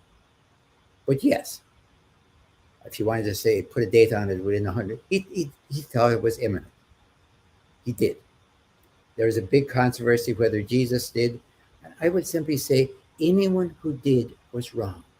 If Jesus thought God's rule on earth would be over within 100 years, he was wrong. And I advise everyone to get over it. Now, I want to use a parable. Allow me to do this. I want to talk about message and time. Message and time. Supposing you had an epidemic that hits two countries at the same time, an epidemic. Two countries get hit by this terribly serious epidemic. The ruler of the first country says, let everyone wear a mask and it'll all be over in 3 months. The ruler of the second country says, nah, masks are a waste of time. It'll all go away in its own way in a year. Now, it took a year for it to go away. So the ruler of the first country was wrong about the time.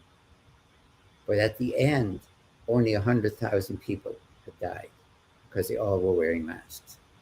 In the other country, the ruler was right about the time. It took a year for herd immunity, and 1 million people died.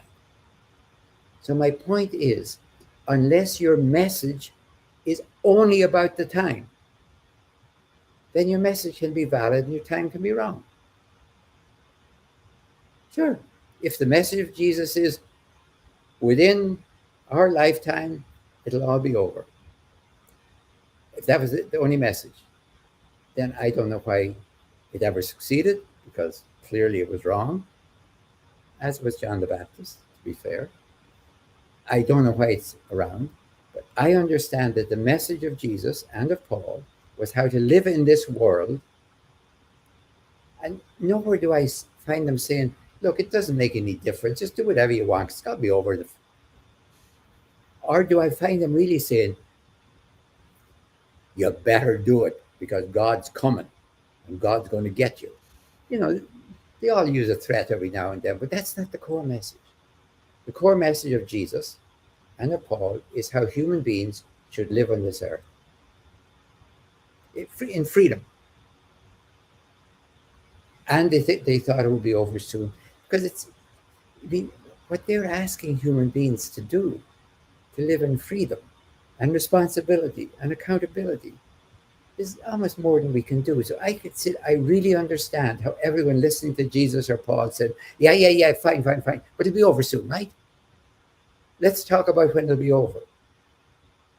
No, let's talk about what we're supposed to be doing. And then we'll see whatever happens. Let's talk about what we should be doing. That's what I see Paul doing, honestly.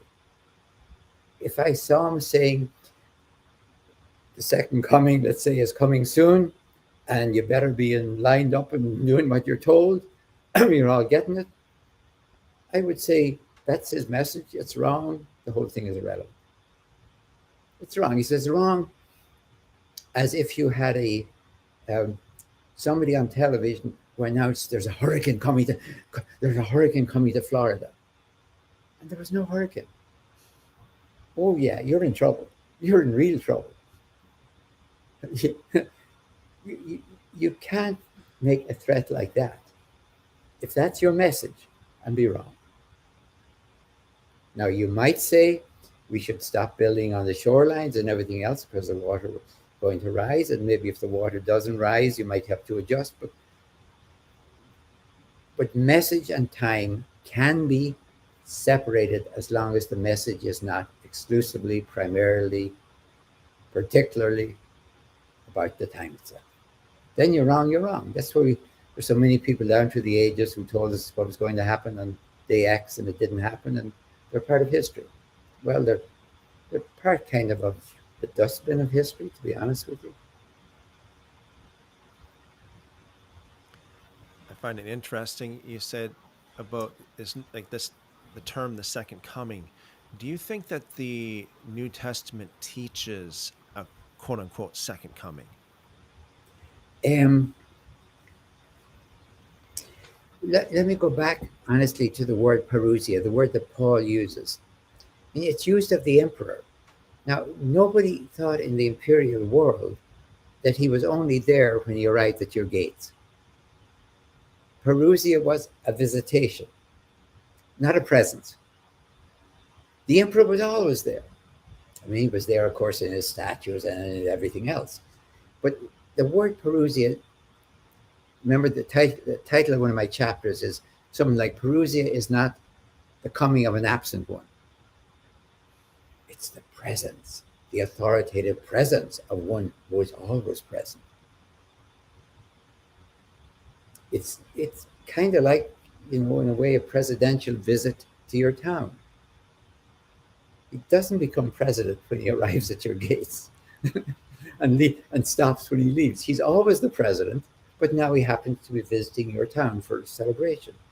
So Paul imagines that the parousia, that's why Paul says Jesus is coming in the air. We go up to meet him. Now, which way do we go then? Back up? No, no. In Perusia, you bring him back in. You don't go out to meet the president or the, the, the emperor when he comes and say, hi, have a nice trip, off you go. You go out to bring him into your city for celebration. So Paul's whole idea of the parousia is a great big celebration. When Christ comes back to say, you guys did it. You really did it. Let's have a party. That's his vision. Now, that's not John of Patmos. John of Patmos is you blew it. And Jesus is coming to punish you. Like the police are always there, but now they're at your door.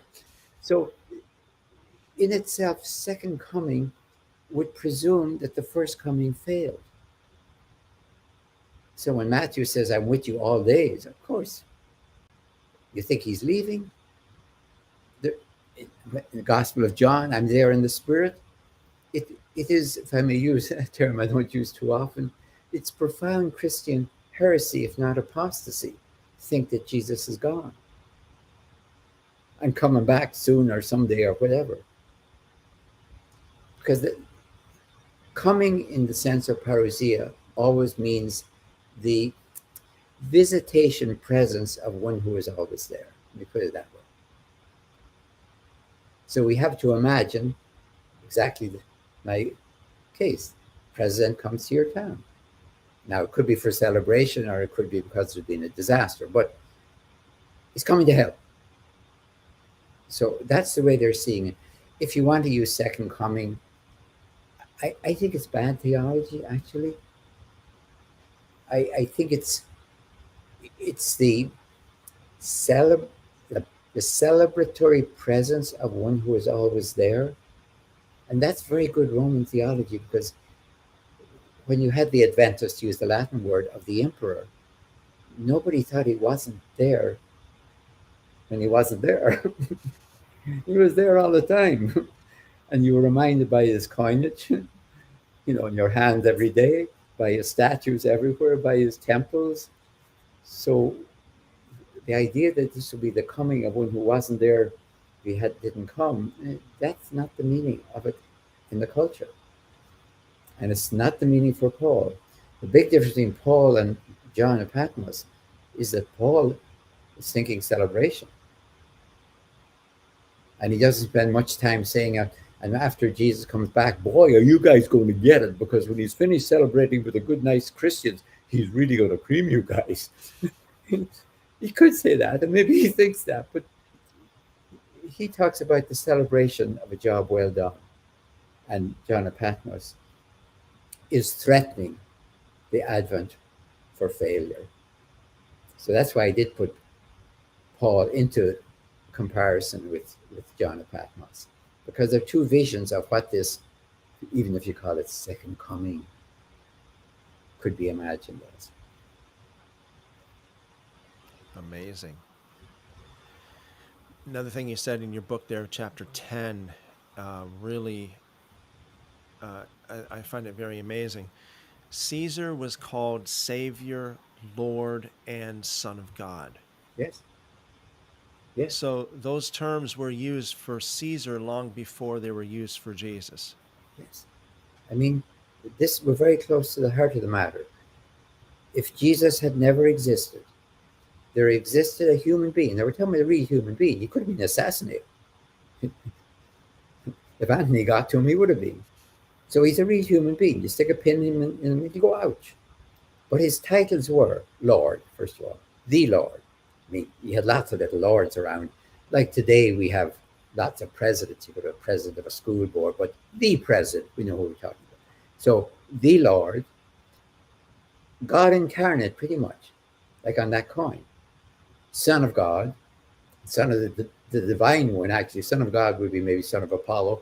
Son of the divine one, Julius Caesar. Lord, I don't know, I said that. Savior of the world, because he brought peace to the Roman world, which was in savage civil war. They had 20 years, but we'd only 4.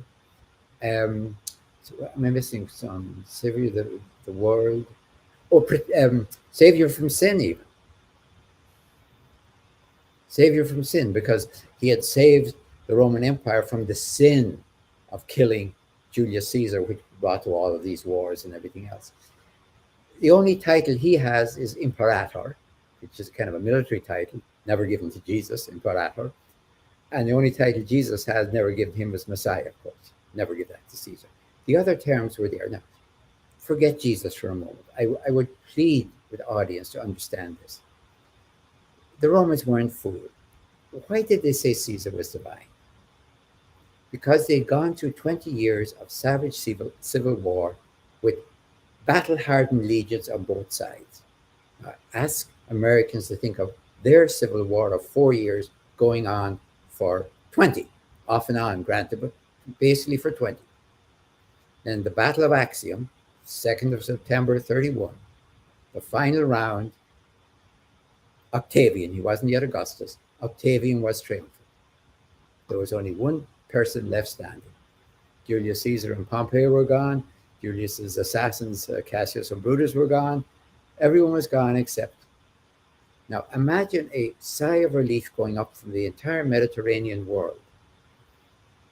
Because no matter what you thought about the Roman Empire, Roman civil war, which was usually fought in Greece, by the way, especially the big battles. Thank God it's over. Now wait a minute. Who are we really thanking?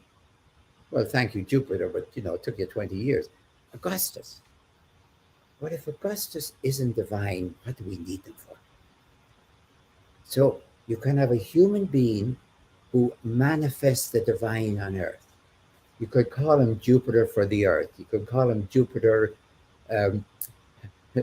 alive. You can call him anything you want, but he's divine. Now, does that mean you couldn't kill him? No.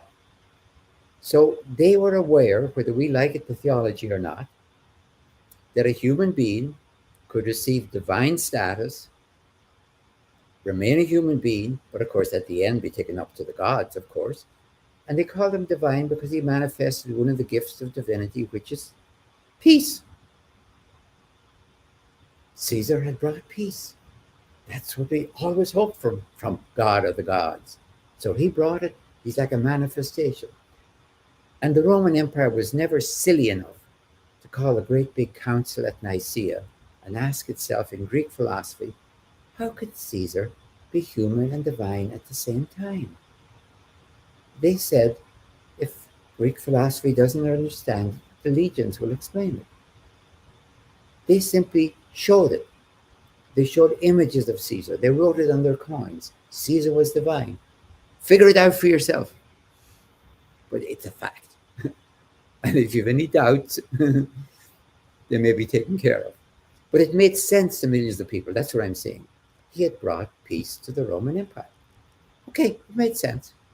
It really did. To enough people that this was the theological glue that held the Roman Empire together. You can't do it with legions alone. It's too darn expensive. You need the theological glue. And yeah, the legions can be on the periphery, keep the Celts and the Saxons in order, but the center has to be solidly affirmative that Caesar is Lord, Savior, and all the rest of it. And it made sense to people.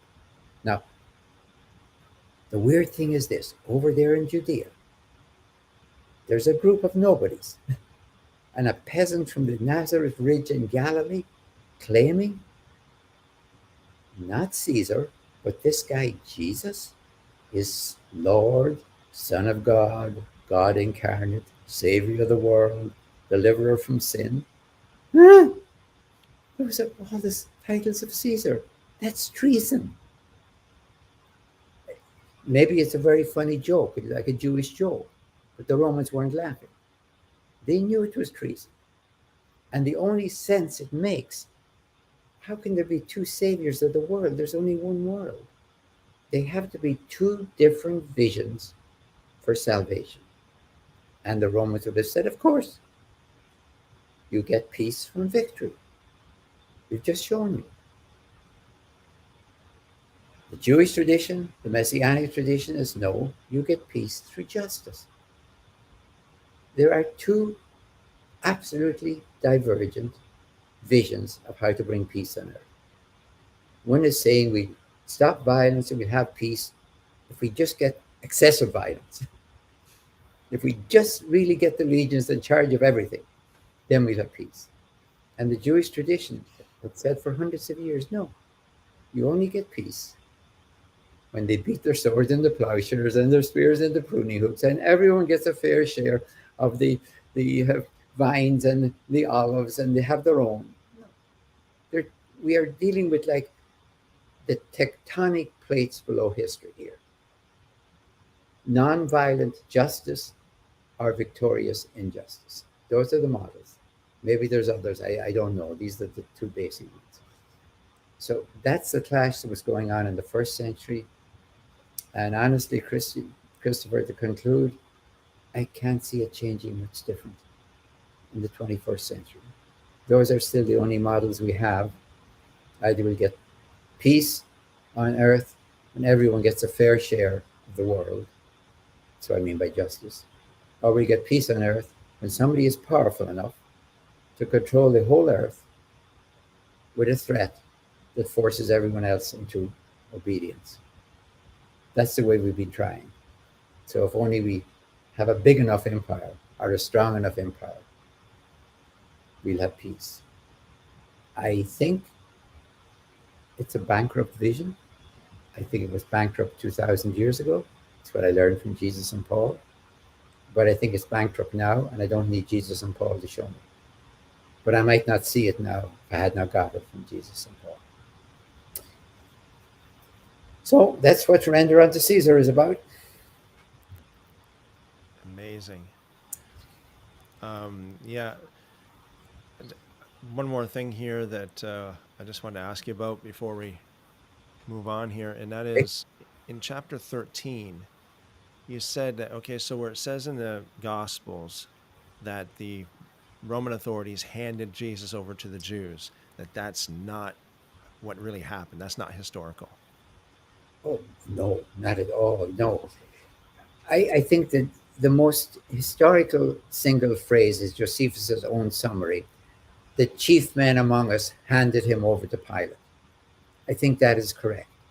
I think as collaborators and responsible for keeping Jewish turmoil down so the legions didn't come down from Syria, the high priestly authorities were against Jesus. They were right. He was creating turmoil. Of course, they knew he was nonviolent, but they also knew he was an activist, and they were right. So that's what they were afraid of. Now, what would they have said to Pilate? If they said to Pilate, well, we don't like his theology, Pilate would have said, get out of here. I don't like your theology either. I mean, he was stuck there for 10 years and pretty contemptuous. If they said to him, now this person has been going all the way around talking about God's rule, the kingdom of God. And you know, Pilate, that God's rule is Rome's rule because Caesar is God. And we know that the kingdom of God is Rome. Now he's talking about the kingdom of God.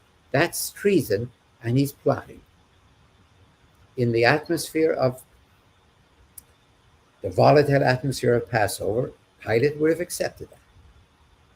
That makes sense to me. I don't see Pilate as this tortured Hamlet figure. Oh, I can't do.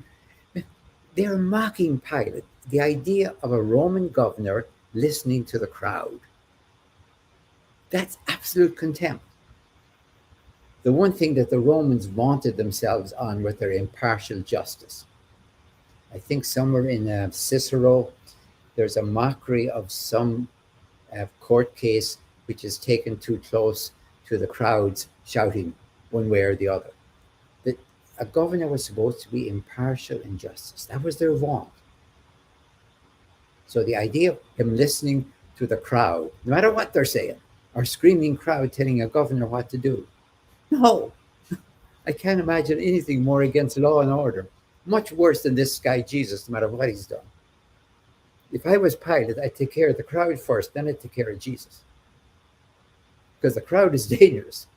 You don't let the crowd rule. So it makes sense to me that Caiaphas, let me put it personally, said, this man is dangerous, and here's why he's dangerous. He's talking about God's rule, which is right. And God's rule is not Caesar's rule. That's treason. That's right. So we have to get rid of him. It's dangerous. Crucify him. If it was anything else, Pilate might have said, "Oh, you guys get rid of him. I don't care. Do whatever you want." But no, public. Only Rome could publicly, officially execute. And crucifixion was for disobedience to Roman law and order. As you said it early in the game, to crucify the leader meant non-violent resistance. Crucify Jesus and the 11, that meant Pilate considered them violent. And that would be wrong. I would say Pilate was wrong if he did that. But from Pilate's own point of view, Jesus was an activist. And I think that is right. And activism was what Rome saw was in between philosophical talk about freedom and all the rest of it. That was lovely stuff. Rome didn't worry about that. And violence. In between was what we would call activists. For example, the Pharisees and their students who climbed up on the temple and tried to remove the golden eagle, probably, I suppose, on either the western or the southern side, as an because it's submission to Rome, the golden eagle. That was not violent. They didn't come in, and attack the temple, but it was activism. That's why they're going to be dead. So activism is that dangerous in between moment between talk and violence. And Rome did not tolerate it. So Pilate crucified Jesus. Nobody else crucified Jesus, and nobody else had the authority to do it. The high priest could have talked all they wanted against Jesus if Pilate hadn't seen something there that was deserving of public warning, because that's what crucifixion is. Otherwise, he just garroted, you know, that takes a squad of soldiers. They have to beat Jesus into weak enough so he won't resist them, but alive enough to get to Calvary. I mean, that takes expert torturers. They have to beat you within an inch of your life, but they want you alive when they put you on the cross. So expert torturers, they have to stay there until this guy is dead and nobody can take him down off the cross. Iron nails, the whole thing. That's a whole thing you don't do if this guy is just a nuisance. If there's no warning involved, you simply, as I said, would garrote him in the prison and toss his body over the wall or whatever. So public, official, legal crucifixion of a leader without any of his followers tells me a huge amount of how Pilate sees it. And I think from his point of view, that's the right Roman judgment. And that is why Jesus was crucified. That's just why Jesus was crucified. Alone. I think, by the way, those two people who are crucified with him are to fulfill the biblical prophecy in the Psalms of being crucified among the wicked. I don't think those are not his followers, obviously. Okay. Well, let's see if we have. I'm not sure. Don't want to keep you too long there, Dom, but I'm not sure if we have any time for questions in the chat. Well, we could go to.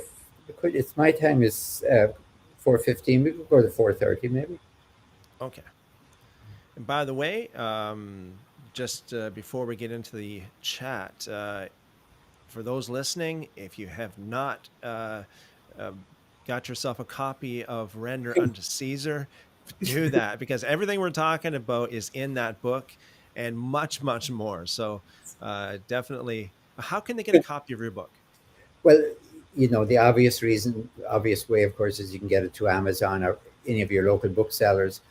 Any bookseller that doesn't have it, you should tell them they should be ashamed of themselves. I mean, whatever is the most convenient for you, to be honest with you. You can get it to read, or you can get it to hear, and get it to read any way possible. See if I can share my screen. I'll get it up on Amazon just for. Yeah, you might be able to get from Amazon. Just to show people the cover of it. Yeah, cover is very beautiful, I think, because it has the coin on the cover, and you can Mm. see very clearly. There's only about 10 examples of this coin extant in the world. It's quite rare because it's very beautiful. And this is the best one to read. I had to go get permission for this because it's most of these are for sale. You can't get them in museums. You can see down reading counterclockwise from about 10 o'clock. No, do I have it? No, I'm doing it wrong. Counting clockwise from about 2 o'clock. See, Theos, Yep. Theos, Sebastos, which means Augustus. That's Greek for Augustus. And Okay. then Caesar. You see it over there, going Yep. up there. And that's the uh, image of Tiberius. Actually, it's one of these coins. It's hard to tell because the other side has Augustus. I mean, the other side has Tiberius on one side, Augustus on the other. So, kind of, who are we looking at? There's two faces on there. But the other side is Tiberius. So this is Augustus on this side. The other side is Tiberius, and I think he's called Tiberius Sebastos Kaiser. He's not called Theos on the back. But inside, both coins are there. Amazing. Amazing. Okay, so see what we have in the chat.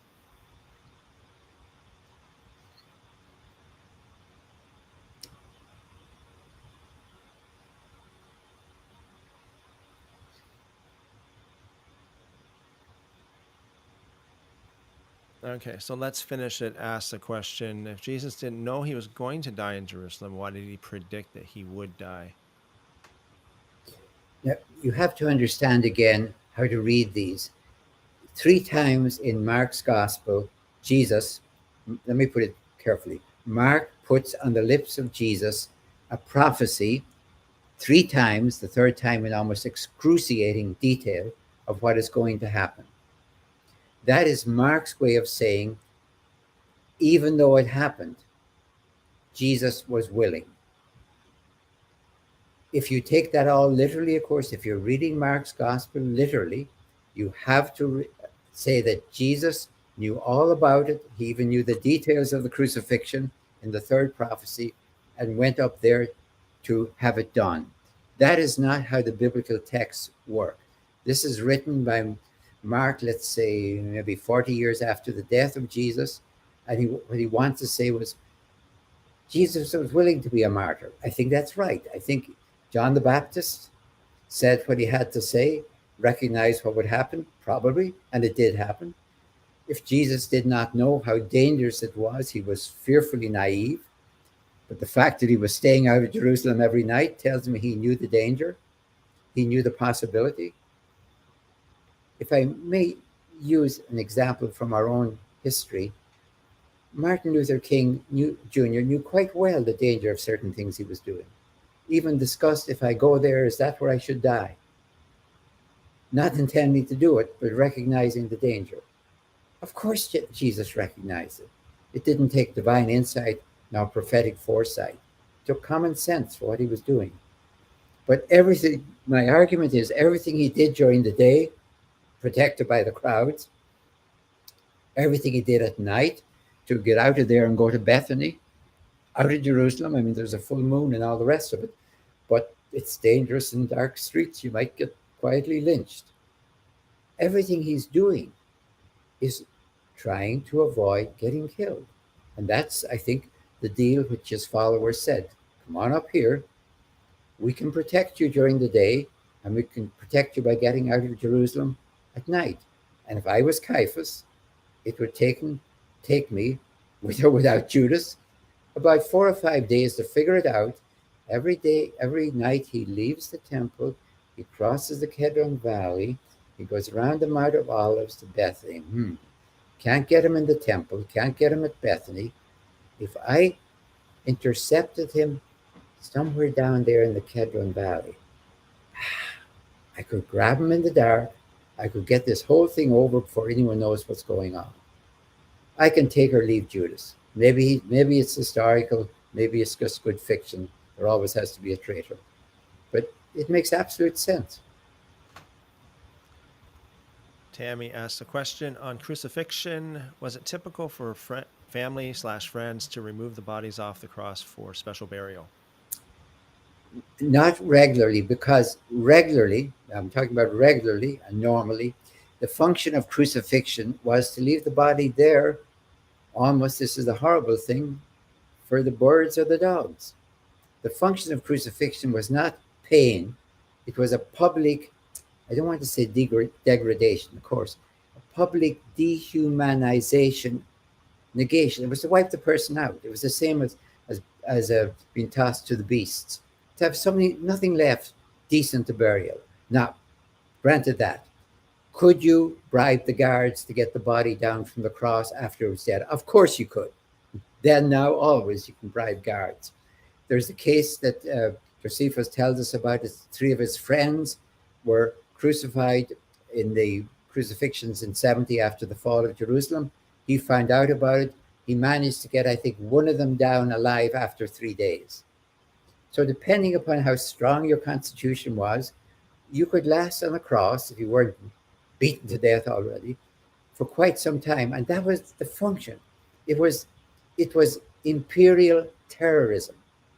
You were supposed to look at this and be terrified, like being cast to beasts or burned alive. These were the supreme penalties. So, yes, you could get the body down and then you could give it any burial that you were capable of, but only if you could bribe the guards, because they were going to be there to make certain you didn't take the body down until it was dead.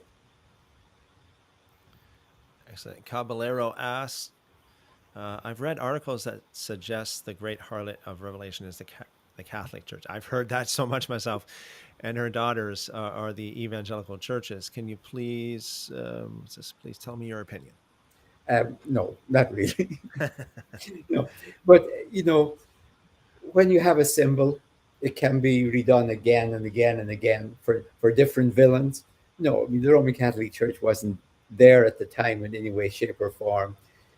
But you can use this for anyone you want at any time. I mean, the Reformation, they could use it, or the Roman Catholic Church, that the Antichrist is the Roman Catholic Church. You can fit whatever your villain is into it. But if you are interested in understanding what John of Patmos, writing in the 90s, wants to say at his time, I begin there, and then I do say afterwards. I never just stop there. I always then say, as a theologian, and I think it is right or wrong. I think we should take it as uh, good or bad. I would pass a judgment on it. For example, I'm quite willing to say, if he said the Romans slaughtered under Domitian, that's, quite frankly, a lie. I don't think it's a mistake. I think it's a lie. I think we have to call things by their proper name. So they're not talking about anything in the future. They're talking about something that was right there in front of them.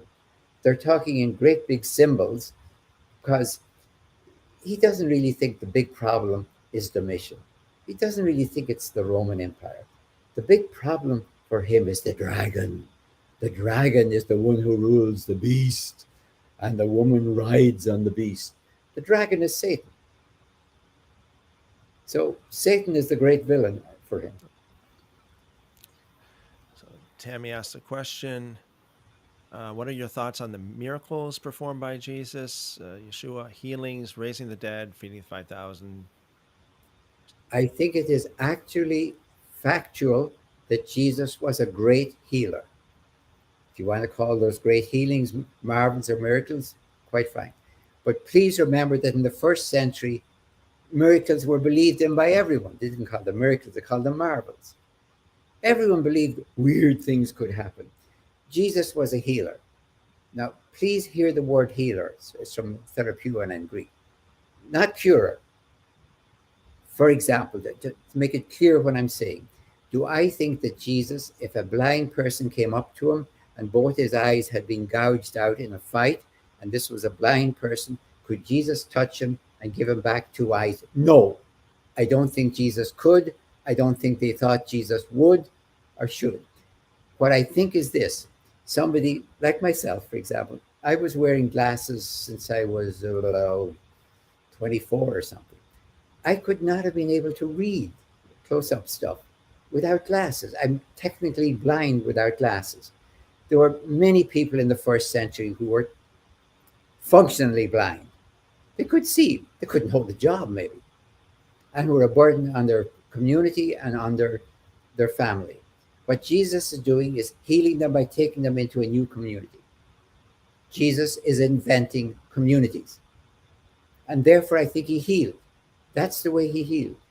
Could he multiply the loaves and fishes? Of course not. But Antipas was in charge of the fishes in the lake.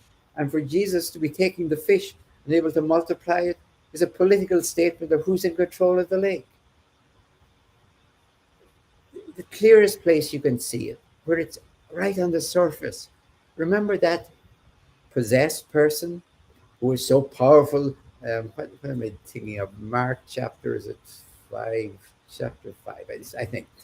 I'm no good at chapters. Mark 5. The demoniac who's so powerful, nobody can tie him down. He spends all his time in the graveyard, and Jesus takes him out and puts him into the swine, and the swine go into the sea. And what's his name? Legion. Now, that's about as subtle as a kick in the teeth. The most obscene, impure thing is the legion. It goes into swine and go into the sea. Romans go home. That's a political manifesto that is pure treason. And it's as obvious, it's called legion. It's a single demoniac called legion. Why are there so many possessed people in the first century at the time of Jesus? And we'll debate, and I will debate with you. Do I think people can be possessed, that there's demons in the air that come down? No, I don't. Not for a minute. But that's not my question. My question is, why is Galilee crowded with them?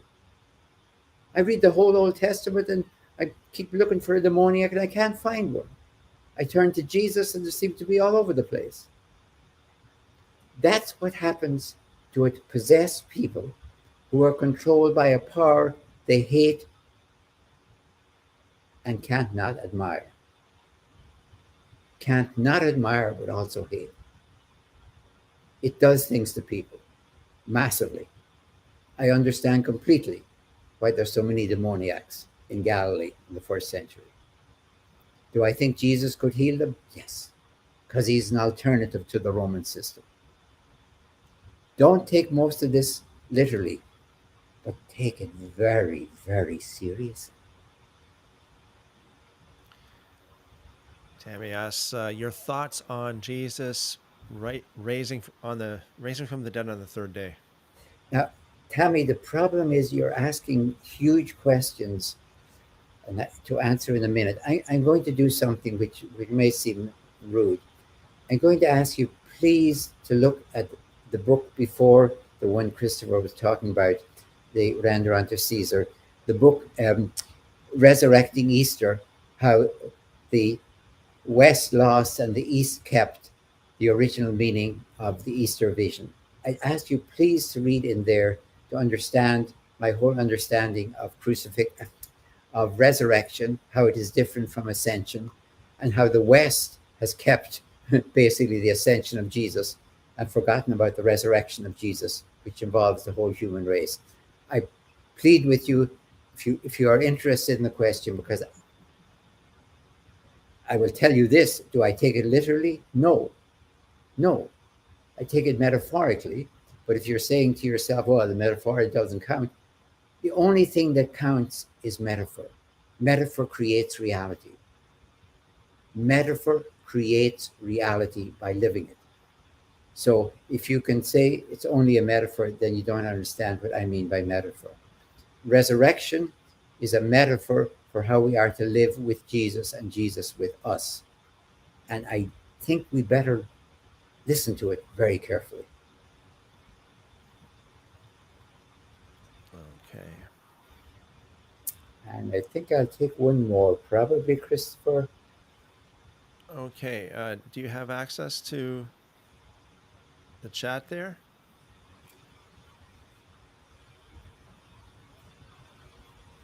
There's a few more. Let me see here. Should I try and get through this chat myself to see it? Uh, You can see it. I would have to click on it to.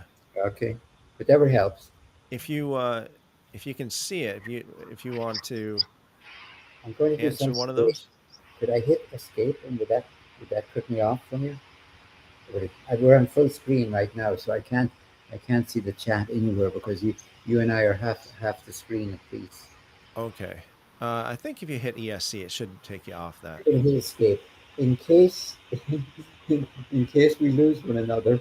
Thank you very much for a lovely conversation. I'm going to hit escape and see what happens. Okay, I think yeah, that worked. Um, I'm going to have to read forward. Which one do you want me to read? S- Okay, So there's a few more from Tammy, and then there's Rebecca that asked.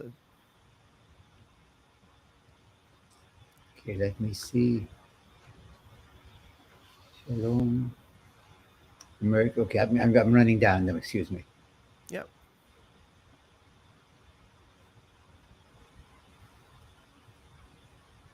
Oh, I'm ready back up from the greetings. I don't know if I see anything else. They're all shaloms and welcomes. And let me see. I don't see any more questions, Th- th- Christopher. There's a couple here. Are they up before Tammy's one, maybe? There's a couple more from Tammy here. Maybe if you wanted. So there's two here. She asks, "Does Jesus believe and preach that he is the Jewish Messiah?" As far as we can tell, Tammy, no, because Jesus' focus is really not on himself, but on the message that God's rule is present, not coming soon, but God's rule is present insofar as we collaborate with it and participate with it. So God has a message, excuse me, Jesus has a message. Now, it's perfectly possible, I can't prove this, that somebody listening to Jesus is liable to say, well, I think this guy's the Messiah. And by the way, it's absolutely possible too that somebody looks at one of those coins and says, well, I think this guy's my son of God, not what's his face over there in Rome. Because these were titles that were available. But we don't have clear evidence that Jesus went around saying, I am the Messiah. And if he did, as far as we can tell, he just had to spend the rest of the day explaining what type of Messiah he was. Because the common popular idea of Messiah at the time of Jesus is that he was somebody who would by divine power or whatever get rid of the Romans, not necessarily by a military action, but possibly by divine power. He might even say, "Be gone," and they'd all disappear. But that he would have to explain, "I'm not that type of Messiah. I'm a Messiah that calls you to collaborate in the messianic age and make it happen. I can't do it by myself."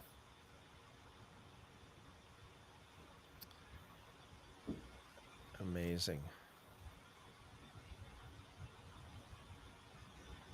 This is good now because I think I can see it.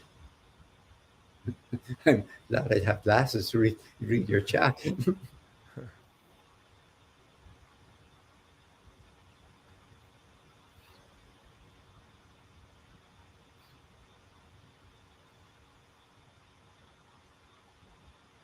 So everyone else? Did Jesus believe he was God in the flesh? Or there's a. I'm going to make exactly the same.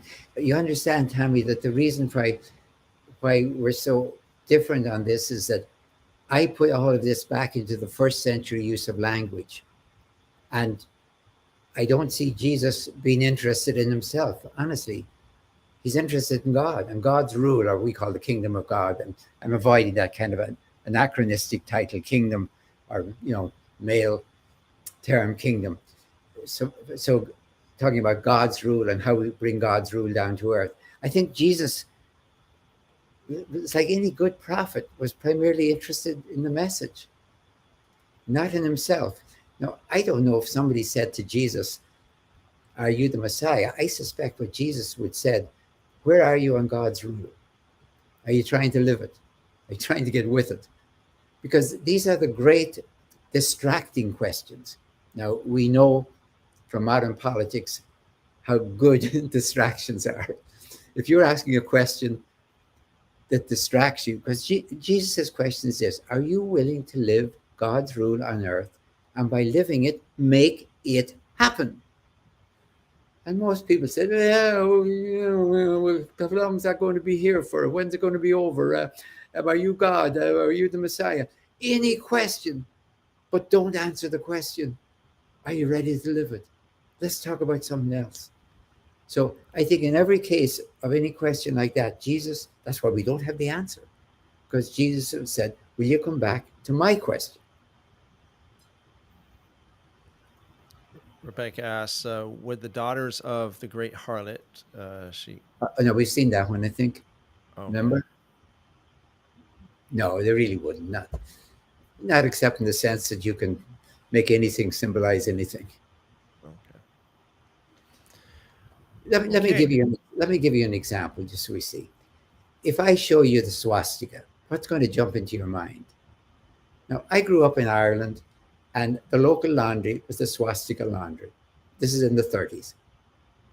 Honestly, it had nothing what to do with Nazi Germany or anything else. It was just a symbol they had used, taken over from, I don't know, India or somewhere. But once a symbol gets used in a certain way, that's the way it is. You can't use it today and say, well, I just like the shape of it. So I read these symbols and ask, what did they mean in the context of their time? And then you have to start there and say, well, in the context of their time, they meant this. Then you can say, and I think that's still a valid use of it, or whatever. You're asking two questions. What did it mean then? Does it still mean anything for now? And the reason it's valid to ask that second question is because all these guys in the biblical tradition never said, "Now I'm just speaking for now. I'm just talking about the first 30 years of the first century."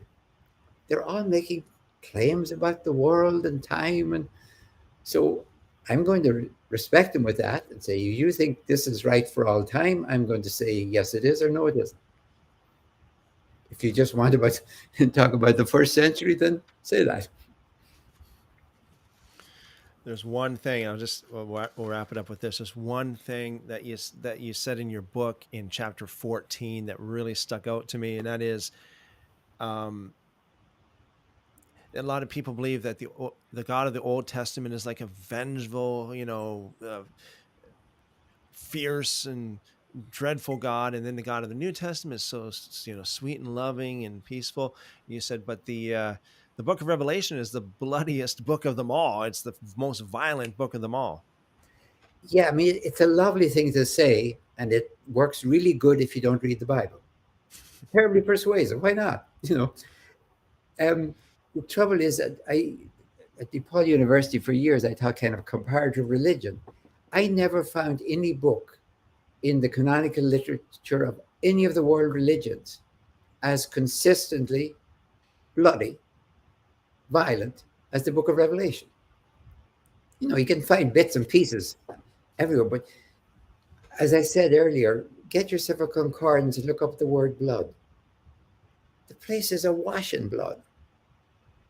So the biggest question you have to ask about the book of Revelation is, why is it so violent? There's lots of Jewish works out there that say Rome is doomed, Rome is finished, Rome is gone, but they don't use anything like the violence, the consistent violence of the book of Revelation, even when they're talking after Rome has destroyed the Jewish homeland, burned the temple to the ground, and destroyed. There's almost a gleeful enjoyment in the violence. And the reason is that not that John of Patmos is an evil person, but he wants to persuade you, don't have anything to do with Rome. I'm going to paint the picture so unimaginably bad that you won't even dream. That's he's deliberately painting an obscene picture, as it were, so you won't have anything to do with it. That's why. Okay, well,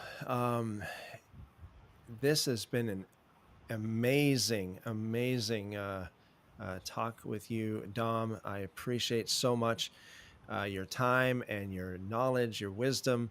I encourage everyone, if you're listening to this, even if it's anything that we said today was interesting, then go out and get yourself. Go to Amazon or your favorite place to Whatever. buy books, whatever it is, and look up "Render Under Caesar" by Dominic Crossan, and it will be a great blessing to you. As I said in the beginning, and I'm not kidding, it's like I checked out I checked this out before. It is much better than you would ever think. It is one of the greatest books I've ever read, and it's something that I'll definitely hold on to and reference for many years to come. And Dom, if you don't mind me saying this, I mean, uh, and you are my elder. you I are probably am actually. you are Age 88 years 88. old. Wow, that's amazing. I mean, God has blessed you, and God has Oh blessed yes, us with you. I don't take it for granted. Believe me. Maybe if you spend 19 years of your early life in a monastery, you get an extra 19 at the end as a bonus. Well, there you go. That's amazing. Yeah, so I'm very thankful and very grateful for you and for your work and for your time today. It's amazing. And so, yeah, again, Very much. And thank you to all the audience out there. You are the things not seen, the people not seen. And I believe in you all out there. But thank you also for the questions, for all the questions and your attention. thank you very much, Dominic. All right. So I want you all to let him know how much you appreciate him in the live chat. All right. And okay. So we'll just wrap it up with that. Okay. Thanks again. I appreciate it. Everyone, please go and get yourself a copy of Render Under Caesar. And I guarantee you it will not disappoint. It will not disappoint at all. It's an amazing, amazing book. As I said, I mean, I'm just captivated by listening to Dom and what he said here during these last few hours, and uh, the book has a lot more in it than what he was talking about earlier. So Rebecca said, "Thank you." This would be thank you to Dr. Crossan, and Tammy says, "Thank you so much for your time. Have a wonderful day." Caballero says, "Thank you both so much." Thank you, Caballero. Billy says, "Thank you both. Great show." Thank you very much, Billy. Okay, well, that's it. So thanks again, everyone, for watching. I usually do a regular live stream tonight, at the 7 o'clock every evening, but not tonight. It'll be tomorrow. So have a great day. We have Vinny also says, "Thank you, Mr. Dominic Crossan." And Psalm 94 says, "Thank you both." Well, thank you, thank you, thank you. All right. Make sure y'all get a hold of that book. It's awesome. It's awesome. As I said earlier, it's almost a sin. If you don't have that book, it's almost a sin. All right. Okay. I will see you tomorrow, everyone. I'll be back at 7 p.m. Eastern, and hopefully, Lord willing, God will bless us again with another visit of Dr. Crossan. And Seek the Lord says, "Thank you, sir. Wonderful discussion." All right. Okay. I'll see you guys tomorrow.